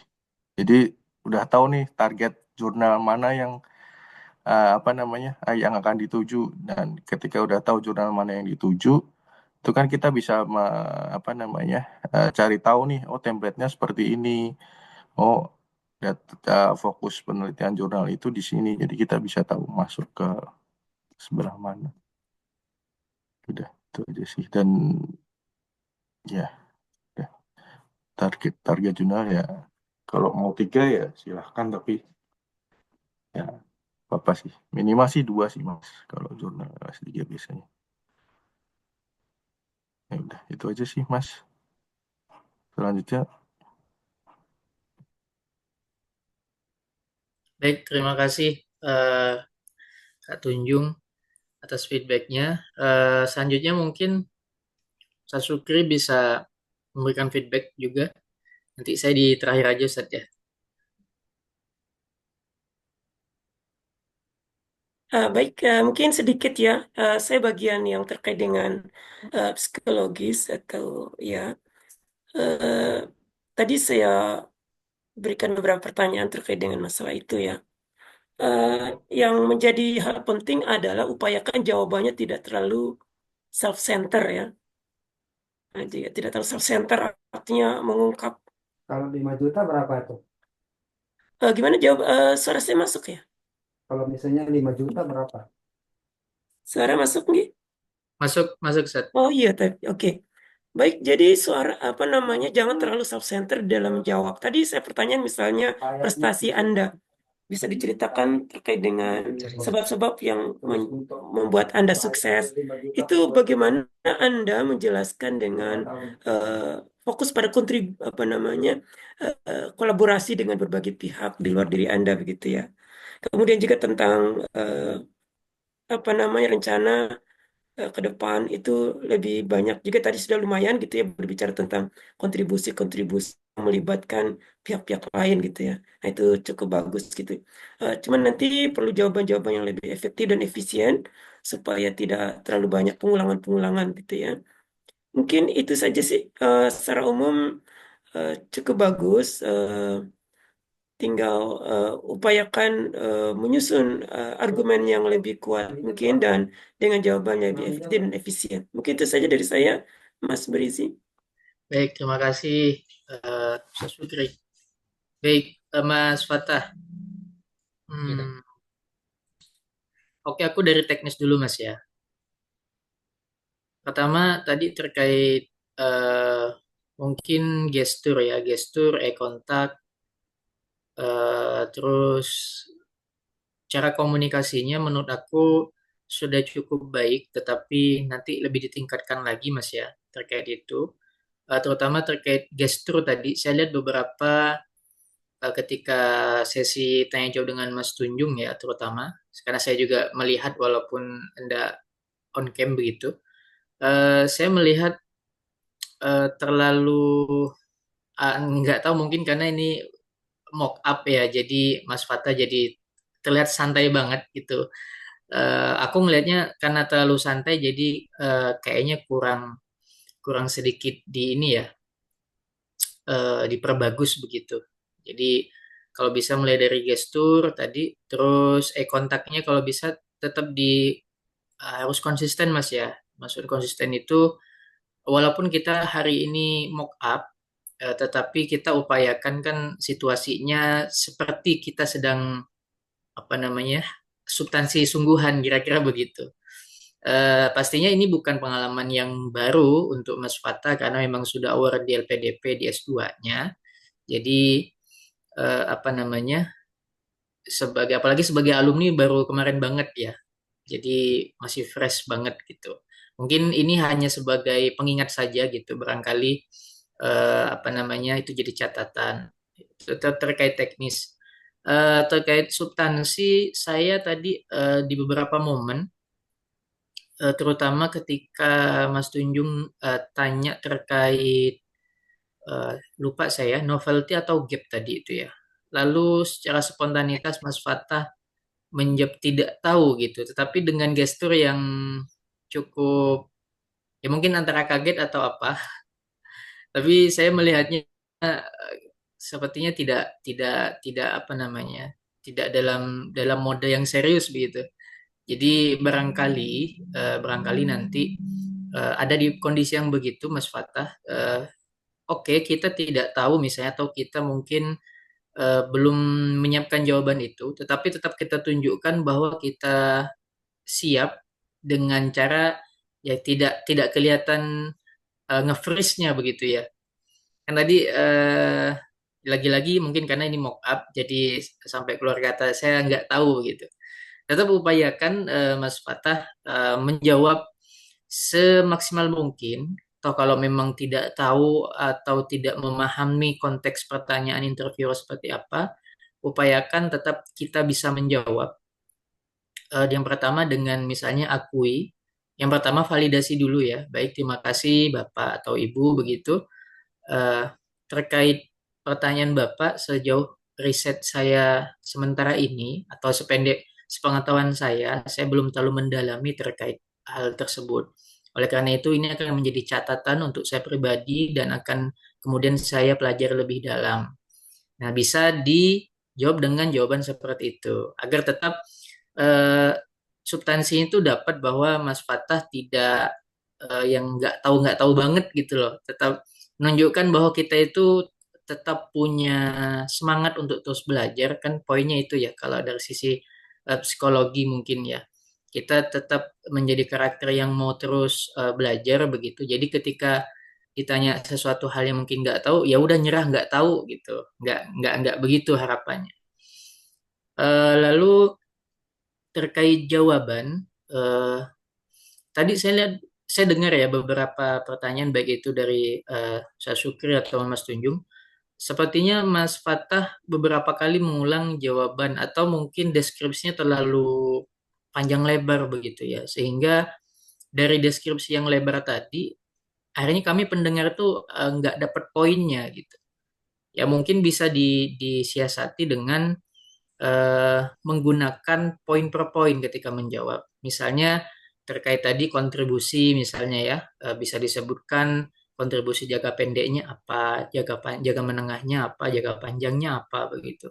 Terus terkait kegiatan-kegiatan di masyarakat misalnya yang kemudian itu punya keterkaitan dengan rencana kontribusi, misalnya ada beberapa lebih dari satu misalnya, maka bisa disebutkan dengan saya sudah melakukan beberapa kontribusi yang sedang berjalan sampai hari ini, Bapak. Di antaranya yang pertama, misalnya tadi itu ya. Lalu misalnya ingin menyebutkan yang kedua, satu yang pertama tadi apa, poinnya apa gitu, lalu sebutkan atau deskripsikan, tapi nggak usah terlalu panjang. Karena khawatir jawaban yang terlalu panjang atau deskriptif itu malah mengaburkan jawaban poin-poin pentingnya. Itu yang dikhawatirkan Mas Fatah. Itu ya. Eh, Mas Fatah dapat jadwal substansi sudah ada tanggalnya atau belum? Dua-dua Kak, 22 Mei. Oh, oke, 12 hari lagi ya, kurang lebih. Oke. Rencana masih ada jadwal mock-up lagi? Belum sih Kak, belum tahu. Soalnya ada kan harus dari tiap panitia juga Kak, Oh, menyediakan untuk panelisnya. oke, siap. Ya mungkin nanti jika ada kesempatan untuk mock-up dengan siapapun Kak ya, nggak harus dengan kami misalnya, mungkin nanti bisa dicoba tadi terkait cara merespon jawaban pertanyaan-pertanyaan dari para interviewer ya, bisa lebih to the point begitu kira-kira. Oke, sementara itu dulu dari saya. Selanjutnya mungkin kita kasih kesempatan untuk Kak Fatah, barangkali ada yang mau ditanyakan.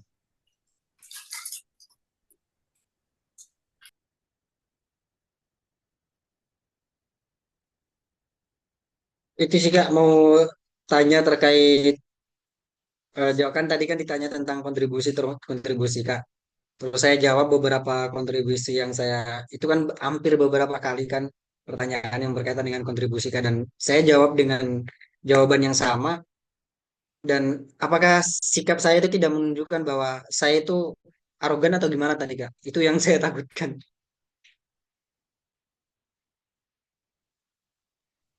Oke, itu hanya itu atau ada lagi, Kak Fatah? eh Cuman itu sih Kak. Kalau yang lainnya itu udah lebih jelas Kak. Oke, baik. Mas Tunjung, Mas Syukri barangkali mau langsung menjawab, disilakan.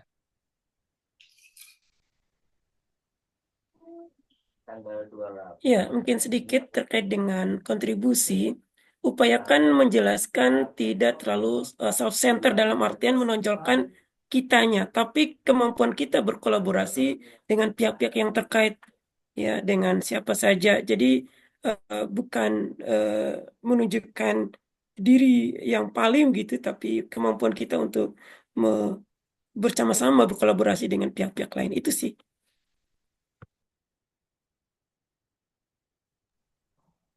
Oke.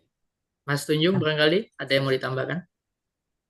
Ya, itu sebenarnya sih kalau kontribusi itu sebenarnya bisa dibagi ke jangka pendek, jangka menengah, jangka panjang itu seperti apa. Dan kalau bisa sih yang realistis gitu. Maksudnya jangan terlalu apa ya, karena keilmuan kita kan juga terbatas gitu. Jadi ya jangan terlalu apa namanya, jangan terlalu gimana ya, pokoknya tetap tetap ya pokoknya serealistis mungkin lah, intinya seperti itu. Jangan jangan apa namanya, menjangkau di luar jangkauan kita, seperti itu. Ya, mungkin itu tipsnya sih, Mas. Yang Oke, Oke, Mas Fatah, tadi terkait closing statement ya. Terkait closing statement tadi kan sebenarnya momen terakhir ya, momen terakhir Mas Fatah untuk meyakinkan para interviewer ini memilih Mas Fatah kembali menjadi awardee begitu ya. Eh, Memang sangat subjektif sekali sih ya, hasil penilaian interviewer itu. Jadi kita tidak bisa terlalu percaya diri misalnya ketemu dengan interviewer yang membanggakan gitu atau memberi applause yang sangat luar biasa. Oh ini udah bagus kontribusi kamu nih gitu. Oh ini sudah terukur dan terarah. Tapi pas pengumuman ternyata nggak sesuai harapan kan kira-kira begitu. Ya sesubjektif itu kan memang Mas Fata ya. Mungkin kalau misalnya berkenan apa namanya menggunakan metode ini ya terkait closing statement. Kalau saya biasanya menggunakan dengan setidaknya menyampaikan 3 poin. Pertama, tadi ketika diminta untuk memberikan pernyataan terakhir atau closing statement gitu, atau biasanya menggunakan dengan diksi ada yang ingin disampaikan gitu. Ketika itu kan tanda-tanda udah mau selesai biasanya gitu ya. Setidaknya 3 poin ini yang harus kita sampaikan. Tapi ini pengalaman pribadi ya. Mungkin bisa dicoba atau mungkin bisa jadi bahan sharing saja begitu. Setidaknya pertama kita validasi terlebih dahulu interviewernya. Barangkali tadi kan ada saran, ada masukan ketika proses tanya jawab itu. Pertama kita validasi dengan misalnya, eh, terima kasih Bapak Ibu atas saran dan masukan dan juga input terkait beberapa hal yang belum saya lengkapi, baik dari riset, rencana proposal saya, atau bahkan terkait kontribusi saya. Ya, bisa menggunakan kalimat itu untuk memvalidasi. Ya. Kedua, poinnya, Anda, Mas Fatah, bisa menyampaikan terkait alasan kuat kenapa Mas Fatah harus melanjutkan studi S3, gitu ya. Bisa berdasarkan hasil riset, misalnya ada suatu case itu atau suatu masalah di daerah Mas Fatah yang kemudian menurut Mas Fatah itu suatu hal yang perlu untuk dicarikan solusinya gitu. Dan solusinya adalah Mas Fatah lanjut studi S3 dan Mas Fatah kembali untuk menyelesaikan masalah itu. Itu kan salah satu bentuk kontribusinya ya. Atau misalnya ada masalah lain di daerah Mas Fatah yang kemudian itu butuh solusi juga gitu. Ya, ya pastinya harus dikaitkan lagi dengan kontribusi Mas Fatah. Ya poin keduanya itu. Lalu yang terakhir baru ungkapan terima kasih ya. Ya terima kasih Bapak Ibu begitu ya telah memberikan kesempatan kepada saya, besar harapan saya apa yang telah saya rencanakan, apa yang telah saya tulis dalam CV LPDP ini menjadi sebuah bahan pertimbangan Bapak Ibu sehingga kemudian dapat mengaminkan rencana studi S3 saya. Ya, itu Mas Fata lebih ahli lah ya untuk menyusun diksi-diksi kalimat yang sekiranya kurang lebih begitu. Nah, mungkin untuk closing statement tadi saya kayaknya tidak dapat 3 poin itu. Tetapi lagi-lagi ini hanya sifatnya opsional Mas Fatah. Barangkali ada strategi atau cara yang lebih jitu kira-kira begitu ya. Mungkin ada pertanyaan lagi Mas Fatah atau Mas Sukri, Mas Tunjung ada tambahan? Ini Kak, di bagian kontribusi itu sih Kak. Kan saya kan udah tadi kan beberapa kali caraku memberikan apa Jawaban. kayak istilahnya itu menonjolkan kontribusi yang saat ini saya sudah lakukan Kak. Apakah tadi itu salah atau tidak gitu Kak? Karena kan saat ini itu memang KWT Lestari dan kelompok tani sekarang itu memang menjadi pendampingan kami di desa itu. Terus saat ini juga rumah produksi kami juga itu sudah menghasilkan 5 sampai 6 produksi. Misalnya kayak madu hutan, kemudian keripik pisang, kemudian rempah-rempah dari bahan alam, sama satu lagi itu yang saat ini kami sedang kembangkan dan punya lahan, lahan demplot itu sayur-sayuran, sayur-sayuran organik gitu dan cabai merah itu. Apakah tadi saya menyampaikan jawaban-jawaban terkait substansi saya itu tadi eh, responnya dari kakak itu apakah dianggap sebagai konsep atau bagaimana Kak? Soalnya saya merasa kayak dianggap apa ya kayak masih belum menunjukkan pernyataan yang memang bahwa kontribusi ini tuh benar-benar sudah terjadi gitu Kak. Oke. Aku mungkin izin jawab dulu ya, Mas Sukri, Mas Tunjung. Aku nangkapnya mungkin tadi yang disampaikan oleh Mas Sukri ya terkait poin self-centernya.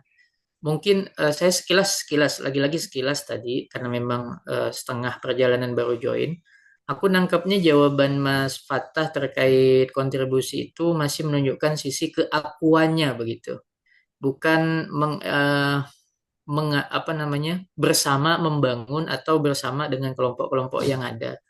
Mungkin itu ya yang dimaksud tadi sama Mas Sukri terkait subcenter. Tapi tolong nanti dibenerin Mas Sukri kalau ini salah apa yang saya maksud gitu ya. Tapi tadi saya menangkapnya itu. Jadi kayaknya terlalu menunjukkan keakuannya, ke Mas Fatahannya banget gitu. Kalau bukan karena Mas Fatah, kayaknya nggak ada nih rumah tani atau apa tadi itu ya. Walaupun memang sebenarnya kan kita ingin menunjukkan kontribusi itu ya. Mungkin diksi kalimat yang bisa dipilih untuk mengelaborasi itu misalnya eh,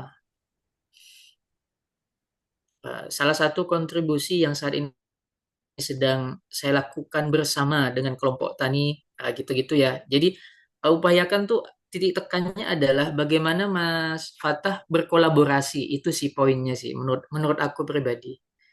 Eh, tapi kalau untuk kontribusinya salah atau sudah mulai ditunjukkan itu sudah ada si poin itunya. Cuman mungkin bentuk kolaborasi Mas Fatahnya tadi gitu. Apalagi kan tadi kata Mas Fatah juga sudah beberapa kali melakukan sharing dengan teman-teman yang S3 di sana dengan jurusan yang sama. Mungkin itu juga bisa menjadi salah satu penguat bahwa itu bukan semata-mata karena Mas Fatah gitu, tapi banyak peran orang dan dukungan dari orang-orang sekitar Mas Fatah yang juga membantu kontribusi itu terus tetap berjalan dan dengan rencana studi S3 ini harapannya ingin bisa mengembangkan lagi kontribusi-kontribusi yang sudah dimulai itu. Kalau dari saya mungkin gitu. Silakan Mas Sukri, Mas Tunjung, Bang Galid bisa dikuatkan lagi.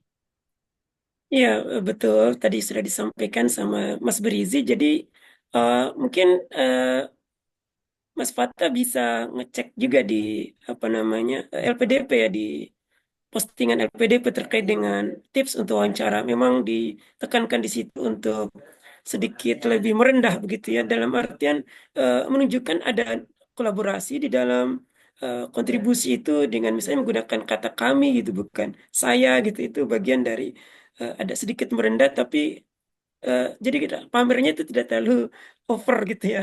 Tapi apa yang Mas Fata sampaikan tadi sudah luar biasa gitu. Artinya memang sudah membuktikan bahwa Mas Fata sudah berkontribusi ya.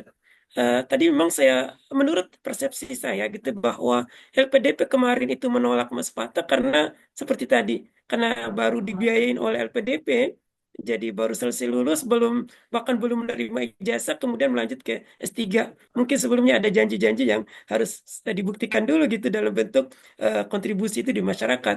Nah itu saya nanti diperkuat lagi di bagian itu gitu ya. Supaya nanti kalau ada yang mempertanyakan itu, Mas Fata bisa meyakinkan mereka bahwa Mas Fata kali ini eh, apa namanya berhak untuk mengajukan itu dan diloloskan untuk terpilih begitu sebagai award day lagi untuk yang S3. Mungkin itu saja. Nanti mungkin bisa dibaca secara detail mungkin di postingan LPDP apa dan bagaimana tipsnya. Siap. Mas Tunjung, ada yang ingin tambahkan? Enggak sih, cukup ya. Udah semua poin-poinnya udah di. Oke, siap. Mas Fata, ada yang ingin ditanyakan lagi? Cukup, Kak. Cukup. Eh, biasanya tuh ada sesi ini, Kak ya. Ada sesi tanya jawab publik buat teman-teman ya. Atau Dari nggak Irgia perlu, mungkin. Kak Ya, Nisa? Oh, iya Kak, tapi balik ke para panelis sih, apakah masih mau menyediakan waktunya? Karena sebenarnya mock-up itu cuma buat menti, tapi kalau memang panelisnya masih ada waktu, kita buka pertanyaan, cuma nanti kita batasi aja Kak, karena sudah setengah 10 juga. Oke, Saya baik. kembalikan ke Kak Syukri, Kak Brizi, sama Kak Tunjung sih. Kalau memang masih bersedia meluangkan waktunya, kita buka sesi tanya jawab. Kalau tidak, ya kita tutup mock-up malam ini. Boleh sih. boleh ya 1 2 pertanyaan, nggak apa-apa. Kasihan teman-teman Iya. yang sudah bergabung. Oke, baik teman-teman di sini yang hadir yang sudah mengikuti mock up dari Kak Fatah. Kalau memang ada yang ingin bertanya, silakan raise hand. Nanti silakan diajukan pertanyaannya. Mungkin dibantu nanti akan dijawab oleh para panelis. Karena ini jarang banget ya mock up yang S3 dan ini semua panelisnya juga doktoral. Jadi silakan dimanfaatkan kesempatannya teman-teman yang ingin bertanya.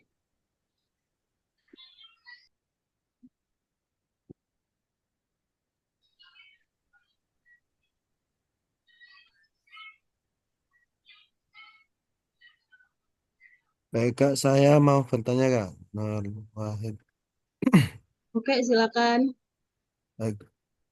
Terima kasih untuk kesempatannya. Saya ingin bertanya kepada kakak mentor terkait rencana kontribusi yang jangka pendek, menengah, sama panjang. Nah, misal saya kan seorang dosen.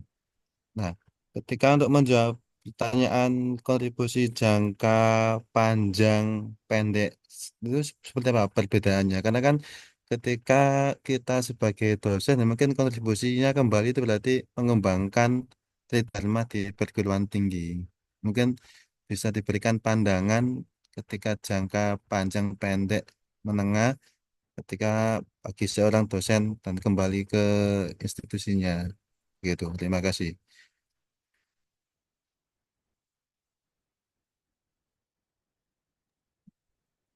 Silakan Kak, monggo dijawab. Bebas yang mau menjawab siapa antara Kak Berizi, Kak Tunjung, Kak Syukri.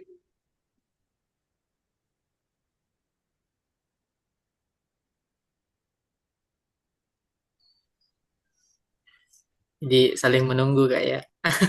Mari, eh Sasuke Mas Tunjung.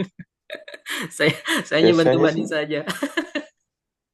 biasanya sih kalau pendek itu 3 tahun ya setelah lulus. Kalau menengah itu pendek itu biasanya 3 sampai 5 tahun setelah lulus. Kalau menengah itu dari 3 atau 5 tahun sampai 10 tahun. Sedangkan kalau jangka panjang itu di atas 10 tahun sih. Biasanya seperti itu sih. Tahu saya seperti Ya, itu. baik. Terima kasih Kak untuk jawabannya.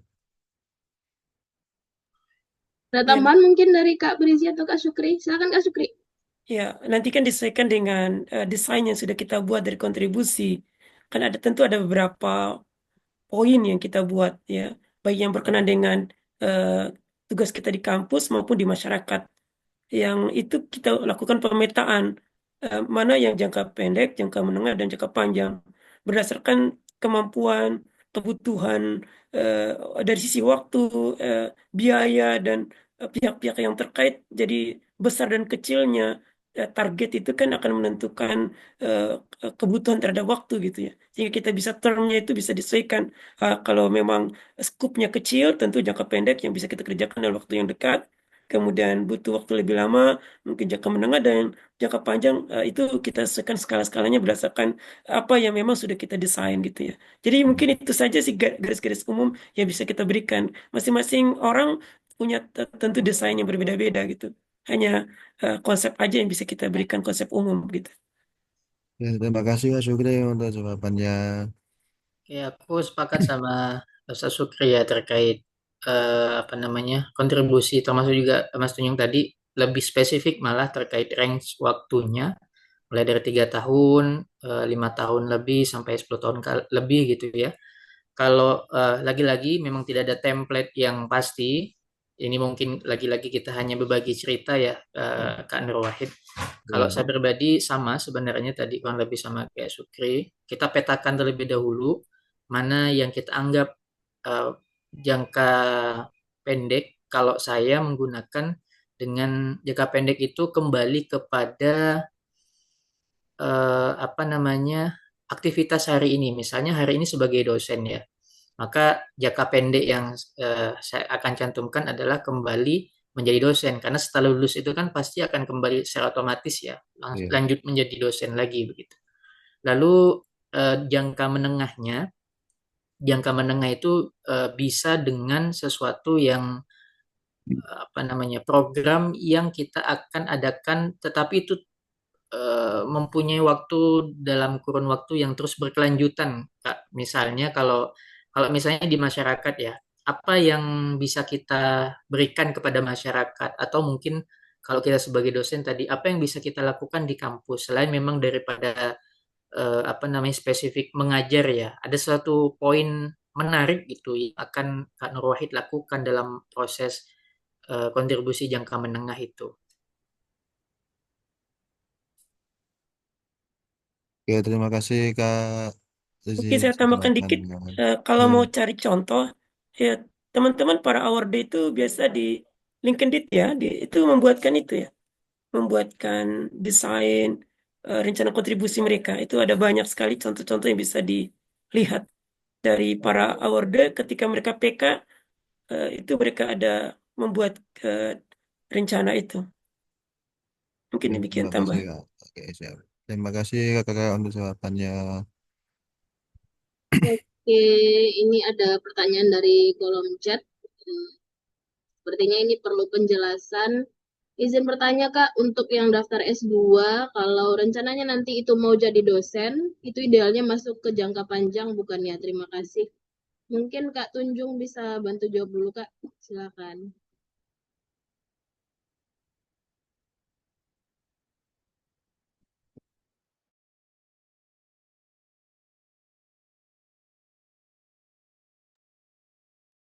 Tergantung kita sih Kak.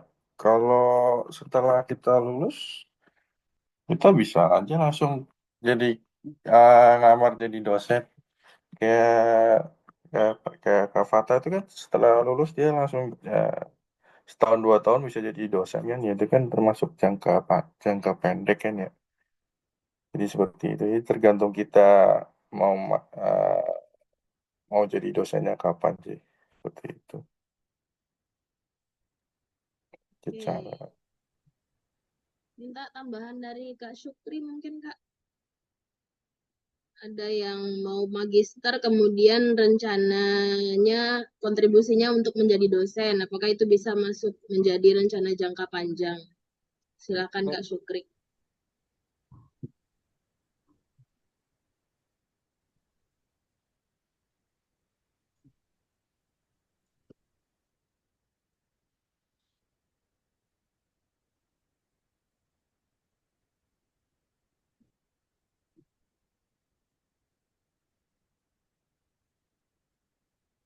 Ini jaringan saya apa gimana?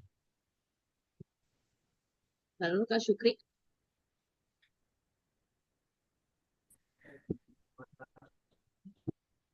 Fresh nih. Oke. Halo Kak Syukri. Ya, mohon maaf di tempat saya ada gangguan sinyal internet jadi terlempar. Ini Tadi, sudah Kak. nggih, tadi kurang bisa nangkap yang ditanyakan. Tadi ada yang bertanya, sepertinya kakak ini mau mendaftar, adalah ini pendaftar jalur magister, kemudian nanti mau memasukkan rencana menjadi dosen ke dalam rencana kontribusinya. Apakah itu bisa masuk ke rencana jangka panjang seperti itu, Kak?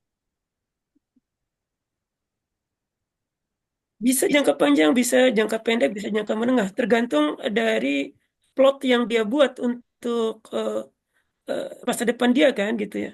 Eh, karena nanti setelah S2 mungkin dia melakukan sesuatu dulu yang terkait dengan kerja-kerja di masyarakat, kontribusi kontribusi di masyarakat, mungkin kerja dulu yang di luar kampus. Itu bisa tergantung orangnya, tergantung bagaimana dia menyiapkan masa depannya, desainnya kayak gimana. Tapi pada umumnya sih itu jangka pendek ya. Kalau habis S2, tapi memang persoalannya sekarang ini banyak kampus yang mensyaratkan S3 baik tamat maupun ongoing gitu ya. Jadi memang minimal itu dia di jangka menengah lah. Nanti setelah S2 dia bisa eh, mungkin lanjut S3 lagi atau mengamalkan ilmunya dengan berkontribusi di masyarakat, kerja-kerja yang bersifat penguatan keilmuan dan sebagainya. Itu silakan dibangun argumen dan desain sendiri sesuai dengan rencana. Oke, Kak Syukri. Ada tambahan dari Kak Prizi terkait pertanyaan ini, Kak? Tentang Sorry, ini pertanyaannya apa tadi, Kak? ada yang bertanya ini pendaftar jalur magister, kemudian bertanya apakah rencana jika ingin memasukkan rencana kontribusi menjadi dosen itu bisa masuk ke dalam rencana jangka panjang atau bukan ya? Gitu. Oke. Aku setuju sama Kak Sukri tadi ya terkait jawabannya. Sebenarnya menentukan jangka panjang atau pendek itu balik lagi kepada kita. Kalau misalnya memang itu sudah kita tentukan jadi prioritas kemudian, dan memang banyak teman-teman yang apply di S2 itu kebanyakan kontribusinya itu adalah menjadi dosen gitu. Karena nggak tahu ini template atau realistis saja saya nggak ngerti ya. Tapi sebenarnya nggak harus jadi dosen Kak gitu. Siapa tadi yang bertanya? Nggak harus jadi dosen pilihannya. Mungkin teman-teman bisa menawarkan hal-hal lain gitu. Misalnya kalau yang PNS bisa punya kontribusi nyata dengan sebuah produk, eh, mungkin aplikasi atau apa ya. Banyak sekali sih sebenarnya opsi-opsinya. Tergantung lagi kita posisinya di mana dan rencana nanti mengembangkannya ke apa begitu. Karena saya rasa dengan jawaban kontribusi jangka panjang dosen itu sangat banyak sekali, dan saya hampir beberapa mente-mente yang itu pasti jadi dosen begitu ya. Ya walaupun itu memang sangat realistis begitu. Tapi kalau misalnya ada apa namanya, ada yang sudah dicantumkan di CV menjadi dosen, ya enggak apa-apa. Maka teman-teman upayakan mencari argumentasi yang kuat, kira-kira begitu. Itu aja mungkin, Kak. Oke, semoga menjawab ya Kak Alfia. Kita lanjut, ada pertanyaan lagi di kolom chat. Terkait pemilihan kampus, saya berasal dari Sumbar. Insya Allah saya mau daftar di Palembang karena dengan alasan misalnya ada kedekatan tabiat masyarakat, anggaplah masih bernuansa Melayu. Apakah alasan saya ini bisa diterima atau apakah ada kemungkinan saya akan dianggap katak dalam tempurung? Mungkin ke Kak Syukri dulu kali. Silakan Kak Syukri. Ya, ini sebenarnya jawaban cukup subjektif ya. Apakah nanti masing-masing eh, orang menilai bisa seperti itu, bisa juga tidak. Maksudnya ada sisi positifnya seperti tadi, atau bisa malah dinilai negatif seperti tadi hanya maunya di lingkungan sendiri, tidak mau apa namanya. Baik, jadi sebaiknya kalau menurut saya bangun argumentasi yang lebih kuat untuk jawaban itu. Mungkin terkait dengan keunggulan kampus itu seperti apa gitu ya. Kemudian dari dosennya, dari peringkat program studi dan yang lain itu yang lebih kuat argumennya daripada alasan dekat masalah budaya dan sebagainya. Kayak, mungkin itu. Ada tambahan mungkin dari Kak Tunjung, silakan Kak.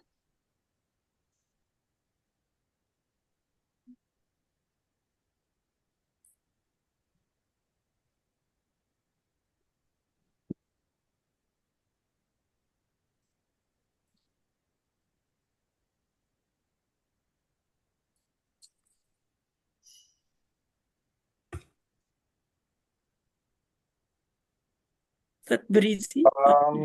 Kalau untuk apa namanya penilaian kampus sebaiknya disesuaikan dengan objektif kita. Jadi kita mau ngapain, kita mau apa namanya studi yang akan kita ambil seperti apa, supervisor yang apa namanya yang sesuai dengan jurusan kita. Itu akan lebih apa namanya memvalidasi kenapa kita memilih kampus itu gitu. Jadi bukan nggak nggak hanya karena kedekatan tabiat atau seperti itu. Jadi akan lebih objektif apabila kita sesuaikan dengan pasti passion kita, apa tujuan kita, apa rencana studi kita, siapa supervisor yang akan kita ambil dan kenapa seperti itu. Seperti itu sih Kak. Oke, mungkin saya mau ngembangin pertanyaannya sedikit nih. Mungkin teman-teman juga ada yang bertanya alasan pemilihan kampus karena kakak ini berasal dari Sumatera dan milih kampusnya di Sumatera juga. Mungkin nanti akan ada pertanyaan nggak sih Kak? Kenapa nggak milih di Jawa sih atau kenapa nggak milih di luar negeri gitu? Mungkin bisa dijawab Kak Ahmad Barizi. Biar teman-teman yang lain juga bisa mendapatkan jawaban. Oke, aku coba jawab, semoga terjawab ya, Kak. eh, Siapa ya tadi yang nanya itu ya? Kak Habibah ya namanya. Oke, Kak Habibah. eh Usahakan jawaban kita itu bukan karena perasaan ya, bukan karena tanpa riset. Maka tadi sepakat aku sama Kak Tunjung sama Kak Sukri ya, jawabannya itu upayakan seempirik mungkin gitu dan meyakinkan. Jadi kalau misalnya kenapa nggak keluar, mungkin pertimbangannya bukan karena masih dalam satu pulau atau mungkin karena ada kelekatan kultur gitu. Kalau bisa jangan karena itu, karena secara aku nggak tahu apakah di Zoom ini ada teman-teman yang dari psikologi ya, tapi secara sedikit yang saya ketahui gitu ya, LPDP itu kan mencari orang-orang yang punya gampangnya tuh punya karakteristik anti apa ya, eh, nggak gampang menyerah, adaptif, kan itu salah satu nilai-nilai LPDP ya. Jadi kalau Anda punya alasan memilih kampus berdasarkan hanya kelekatan-kelekatan itu, berarti secara tidak langsung menunjukkan Anda tidak adaptif gitu. Nah, itu yang perlu kita juga pelajari teman-teman, bahwa nilai-nilai LPDP ini sangat penting juga untuk kita mention ketika menyampaikan argumentasi. Sebagai bentuk selain memang karakter kita yang selaras dengan nilai LPDP, eh, kita juga punya komitmen yang tinggi gitu, bahwa nggak hanya karena masalah-masalah yang begitu, saya tidak menyepelekan ya, bukan bukan arti menyepelekan, tapi tidak hanya karena ada suatu masalah misalnya susah beradaptasi atau malas memulai sesuatu yang baru di lingkungan yang baru, itu kan saya tidak langsung menunjukkan karakteristik kita begitu. Jadi kita usahakan jawaban kita itu sangat mendasar. Tadi misalnya Kak Sukri, Kak Tunjung bilang coba sampaikan kelebihan kampus kita, keutamaannya, bisa dilihat dari mungkin ranking kampusnya apa. Jadi walaupun satu, misalnya kakak di Sumatera ya, terus ngambil, kenapa Kak? Oke, misalnya kampusnya di Sumatera dan kakak di Sumatera. Jadi basis alasannya itu bukan karena kedekatan itu, tetapi punya dasar-dasar riset tadi gitu ya. Lebih bagusnya sih menurut aku begitu sih Kak jawabannya. Cukup? Oke, semoga menjawab ya Kak Habibah. Kita punya 2 pertanyaan terakhir, tapi tadi Kak Tunjung juga sudah menjawab di kolom chat. Ada nih dari Kak Marida, mau tanya, misalnya jawaban kita sedikit berbeda dengan yang ada di esai, yang kita tulis di esai, apakah akan mempengaruhi penilaian? Misalkan kita tambahkan lagi pernyataan di bagian kontribusi atau komitmen yang tidak kita tulis di esai, karena waktu menulis esai itu mungkin terlewat. Bagaimana itu ya Kak? Silakan ke Kak Brizi dulu mungkin. Oke, aku menganggapnya itu sebuah improvisasi aja ya, Kak Marida. Kalau misalnya memang butuh ada penambahan kontribusi, dirasa kayaknya nggak terwakilkan nih yang ditulis sama kita di CV-nya. Boleh-boleh saja, Kak. Tetapi eh, juga dipersiapkan manakala nanti interviewer nanya, ini ditulis nggak di esainya gitu. Karena pengalaman pribadi aku begitu, menjawab terkait kontribusi ya, yang menurut interviewer, wah ini bagus kok gitu. Ada nggak ditulis di esai? Ya, ya kebetulan nggak saya tulis gitu. Itu bentuk improvisasi saya yang menurut saya eh, kurang pas saja begitu ya. Karena lagi-lagi benar kata apa Mas Tunjung ya, kan substansi itu kan proses di mana interviewer itu mengkonfirmasi dan juga memvalidasi. Jadi sekiranya mau ditambahkan, upayakan ada kalimat yang menekankan gitu, atau ada alasan yang kuat kenapa itu tidak ditulis dan Anda kemudian sampaikan pada sesi substansi itu. Dan Mungkin tidak gitu. terlalu lari dari esai yang ditulis ya Kak ya. Betul, itu poinnya itu. Gitu, Kak. Tambahan dari Kak Syukri mungkin Kak. Saya kira cukup jelas dari Pak Oke, Brizi. iya. Begitu Kak Marida. Kak Tunjung juga sudah menjawab itu sifatnya substansi itu hanya memvalidasi. Yang penting tidak terlalu jauh dari apa yang sudah ditulis dan masih dapat dipertanggungjawabkan lah ketika saat substansi. Oke, semoga menjawab. Kita ke pertanyaan terakhir. Mungkin ini dibantu jawab langsung oleh Kak Brizi atau Kak Syukri, karena sudah dijawab juga oleh Kak Brizi di kolom chat. Kebetulan saya tidak begitu aktif di media sosial seperti Instagram, Facebook, dan lain-lain. Pertanyaannya, apakah ketidakaktifan itu juga menjadi penilaian dari pihak LPDP, Kak? Silakan Kak Syukri. Ya, jadi sebagaimana tadi dijawab sama Kak Tunjung, ya tergantung penulisnya. Kebetulan saya dulu juga nggak ditanyakan tentang itu. Jadi pengalaman dulu tidak ditanyakan. Kalau Kak Berizi, Kak, karena tadi Kak Tunjung juga menyebutkan di kolom chat bisa jadi panelis itu juga bisa mengakses semua apapun tentang kita. Mungkin ini jadi kekhawatiran dari Kak Ubaidillah ini. Gimana Kak Berizi? Silakan Kak. Oke, lagi-lagi ini subjektif banget ya.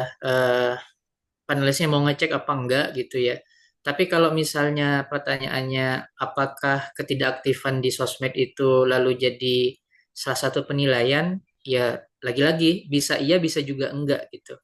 Mungkin kalau ada panelis yang coba ngecek langsung, karena kan itu bersifat link ya kalau yang di CV dan bisa diakses sebenarnya kalau di copy gitu linknya. Mungkin ingin memvalidasi saja gitu. Misalnya di sana di CV Kak Ubaidillah menyebutkan kontribusi atau kegiatan yang berkaitan publishnya itu di sosmednya misalnya gitu ya. Ya bisa jadi sih, bisa jadi dicek. Tapi sepengalaman pribadi nggak sampai ke tahap itu. Juga sekaligus tadi aku baca di kolom chat kayak diminta menunjukkan berkas nggak atau file nggak atau share screen terkait itu nggak ada gitu. Semuanya bentuk konfirmasi secara lisan seperti ini saja. Dan apa namanya substansi itu nggak semengerikan kayak mock up kok teman-teman. Jadi mock up itu memang kadang kita hanya apa ya sedang dibentuk saja gitu ya mental kita untuk apa namanya siap siaga gitu. Tapi pas substansi kok gini doang substansi ini gitu. Ada yang merasa begitu. Tapi nggak apa-apa gitu. Lebih baik kita istilahnya sedia payung sebelum hujan ya. Lebih baik kita siapkan mental daripada nanti ketika pas hari substansi ternyata ketemu sama panelis yang der. Apalagi S3 ya, biasanya dibombardirnya di proposal disertasi ya Kak ya. Saya kayaknya sepakat banget ngangguk tuh. Iya, betul-betul. Proposal disertasi wajib dipertanggungjawabkan. Iya, jadi benar-benar di substansi kalau di S3 itu pengalaman pribadi lagi, itu benar-benar berasa kayak sidang proposal gitu, tapi halus gitu pertanyaan tapi nyelekit gitu ya. Mungkin karena sekelas apa akademisi dan juga praktisi ya kayak. Jadi pertanyaannya nggak terlalu yang bikin menakutkan, tapi untuk nyari jawabannya itu loh kita harus yang kayak mateng gitu. Oke itu aja Kanisa dari aku. Terima Kan kasih. Ya, itu silakan Kak Tunjuk. saya pernah waktu enggak sih. Saya kemarin waktu substansi juga ditanyain kenapa Instagram saya di private gitu. Karena itu pengalaman pribadi sih kenapa itu. Jadi apa Kak Jadi, jawaban Kak jadi- Tunjuk apa tuh eh, ditanya gitu? kan ya aku bilang Instagram itu kan apa apa namanya sebagai bagian dari apa namanya ekspresi diri saya, tetapi hanya untuk orang tertentu. Jadi saya tidak akan mengabaikan juga privasi dari keluarga saya seperti itu. Kayak gitu sih. Tapi kalau misalnya Instagramnya di open ke publik, usahakan sih jangan jangan ada kayak hate speech atau segala macam dan itu yang bahaya seperti ini. Jadi kalau mau ada banyak ujaran kebencian, yang mendingan di private aja sekalian gitu. Betul betul. Iya, Apalagi kan memang nggak ada ketentuan harus itu kayak open sosmed ya sebenarnya kan Ya, hanya mencantumkan betul. link saja. Nah, cuma Wah bisa jadi itu tips kemarin saya ditanyanya seperti itu sih.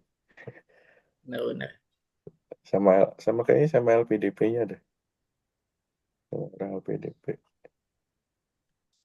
iya, betul. Karena pertanyaan-pertanyaan unpredictable itu pasti ada, cuman ya kita nggak tahu namanya unpredictable ya kakak-kakak ya. Kita nggak tahu panelis itu mau nanya seperti apa, mau melakukan hal apa. Kalau memang mencantumkan semua sosmednya di CV ya mungkin ada kemungkinan seperti itu. Tapi kalau saya sih kemarin hanya sosmed yang saya anggap aman yang saya cantumkan di CV. Wah, si kenekon yang dikasih dia. Kalau Twitter itu kan cukup agak riskan ya kalau saya harus Ya, mencantumkan. Tapi kalau apalagi Instagram yang masih bisa saya jaga sih saya cantumkan saja. Karena kalau nggak cantumkan sama sekali mungkin jadi pertanyaan juga jadi dari panelisnya ya. Mungkin itu Iya, sih iya. sharing juga. Ada tambahan lagi para panelis, Kak Syukri, Kak Berizi, Kak Tunjung, karena pertanyaannya sepertinya sudah tidak ada lagi. cuma kadang yang agak riskan juga itu ini pertanyaan dari psikolog. Nah, itu agak riskan sih kalau dari panelis yang akademisi sepertinya akan lebih kita akan lebih mudah bisa mengatasi ya. Tapi kalau dari LPDP dari psikolog itu yang agak unpredictable seperti itu. Ada pertanyaan yang menggugah emosi juga sepertinya. Iya, Bukan emosi jadi, marah ya, mungkin ada hal-hal sedih, mungkin psikolognya bisa jadi bertanya gitu. iya. Karena teman saya itu kemarin sampai ada yang nangis dari Ya, psikolog. Jadi kalau mau nangis nangis aja nggak apa-apa, tapi jangan dibuat-buat lah intinya seperti itu. Iya. dari Kak Berizi, Kak Syukri ada tambahan lagi Kak? Ya, saya pesan buat teman-teman ini kesempatan emas gitu bagian yang terakhir dari proses seleksi. Jadi persaingannya semakin berat, semakin banyak gitu yang ini jadi betul-betul mempersiapkan diri secara mental dan juga berlatih kemudian buat poin-poin semacam mind mapping untuk jawaban-jawaban yang lebih efektif dan efisien dan meyakinkan dengan argumen yang kuat. Demikian. Oke, dari Kak Berizi Kak, silakan. Oke, mungkin terakhir ya teman-teman nanti sebelum kita selesaikan karena semuanya di sini sudah sampai di tahap substansi. Kalau dari aku mungkin catatan paling penting itu adalah kita harus tenang ya. Menurut aku sih itu jadi salah satu aku menganggapnya itu kalau dari 100 poin persiapan setidaknya kalau udah tenang tuh kita udah dapat 50 poin deh gitu. 50-nya itu tergantung nasib menurut aku. tergantung rezeki kita. Karena begini, kalau kita nggak tenang teman-teman, mau siap apapun kita terhadap materi yang kita tulis, entah itu proposal, esai, dan profiling diri misalnya, kalau kita nggak tenang itu buyar gitu, buyar semuanya. Jadi usahakan itu yang harus kita latih ya. Ya salah satu momen kesempatan melatih itu dengan mock up begini. Makanya menurut aku beruntung kalau teman-teman ketemu sama mentor selama mock up terus yang kayak ini banget gitu ya, kayak menyeramkan atau apa. Artinya di situ sebenarnya kita momennya ngelatih mental kita kan. Kalau misalnya nanti hari hari ketemu sama apa interviewer yang aman santai ya beruntung gitu. Kita sudah bisa mengendalikan emosi-emosi kita yang selama ini sudah kita latih gitu. Jadi menurutku poinnya adalah harus tenang setenang mungkin dan agar bisa dapat ketenangan itu ya kita harus benar-benar siap ya. Kita harus tahu benang merah dari rencana riset kita tahu benang merah dari kontribusi kita dan pokoknya kalau itu sudah teman-teman kuasai, insya Allah tenang itu akan datang dengan sendirinya di hari H gitu. Itu aja mungkin Kak Nisa, semoga bermanfaat ya teman-teman, ambil yang baik-baik. Iya, Terima kasih. ya, baik.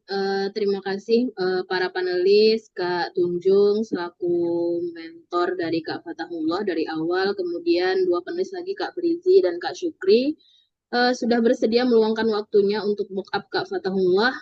Semoga menjadi ada banyak hal yang bisa diambil oleh Kak Fatahullah untuk substansinya di jadwal yang sudah dijadwalkan oleh PDP dan juga untuk teman-teman yang hadir di mock up publik malam hari ini.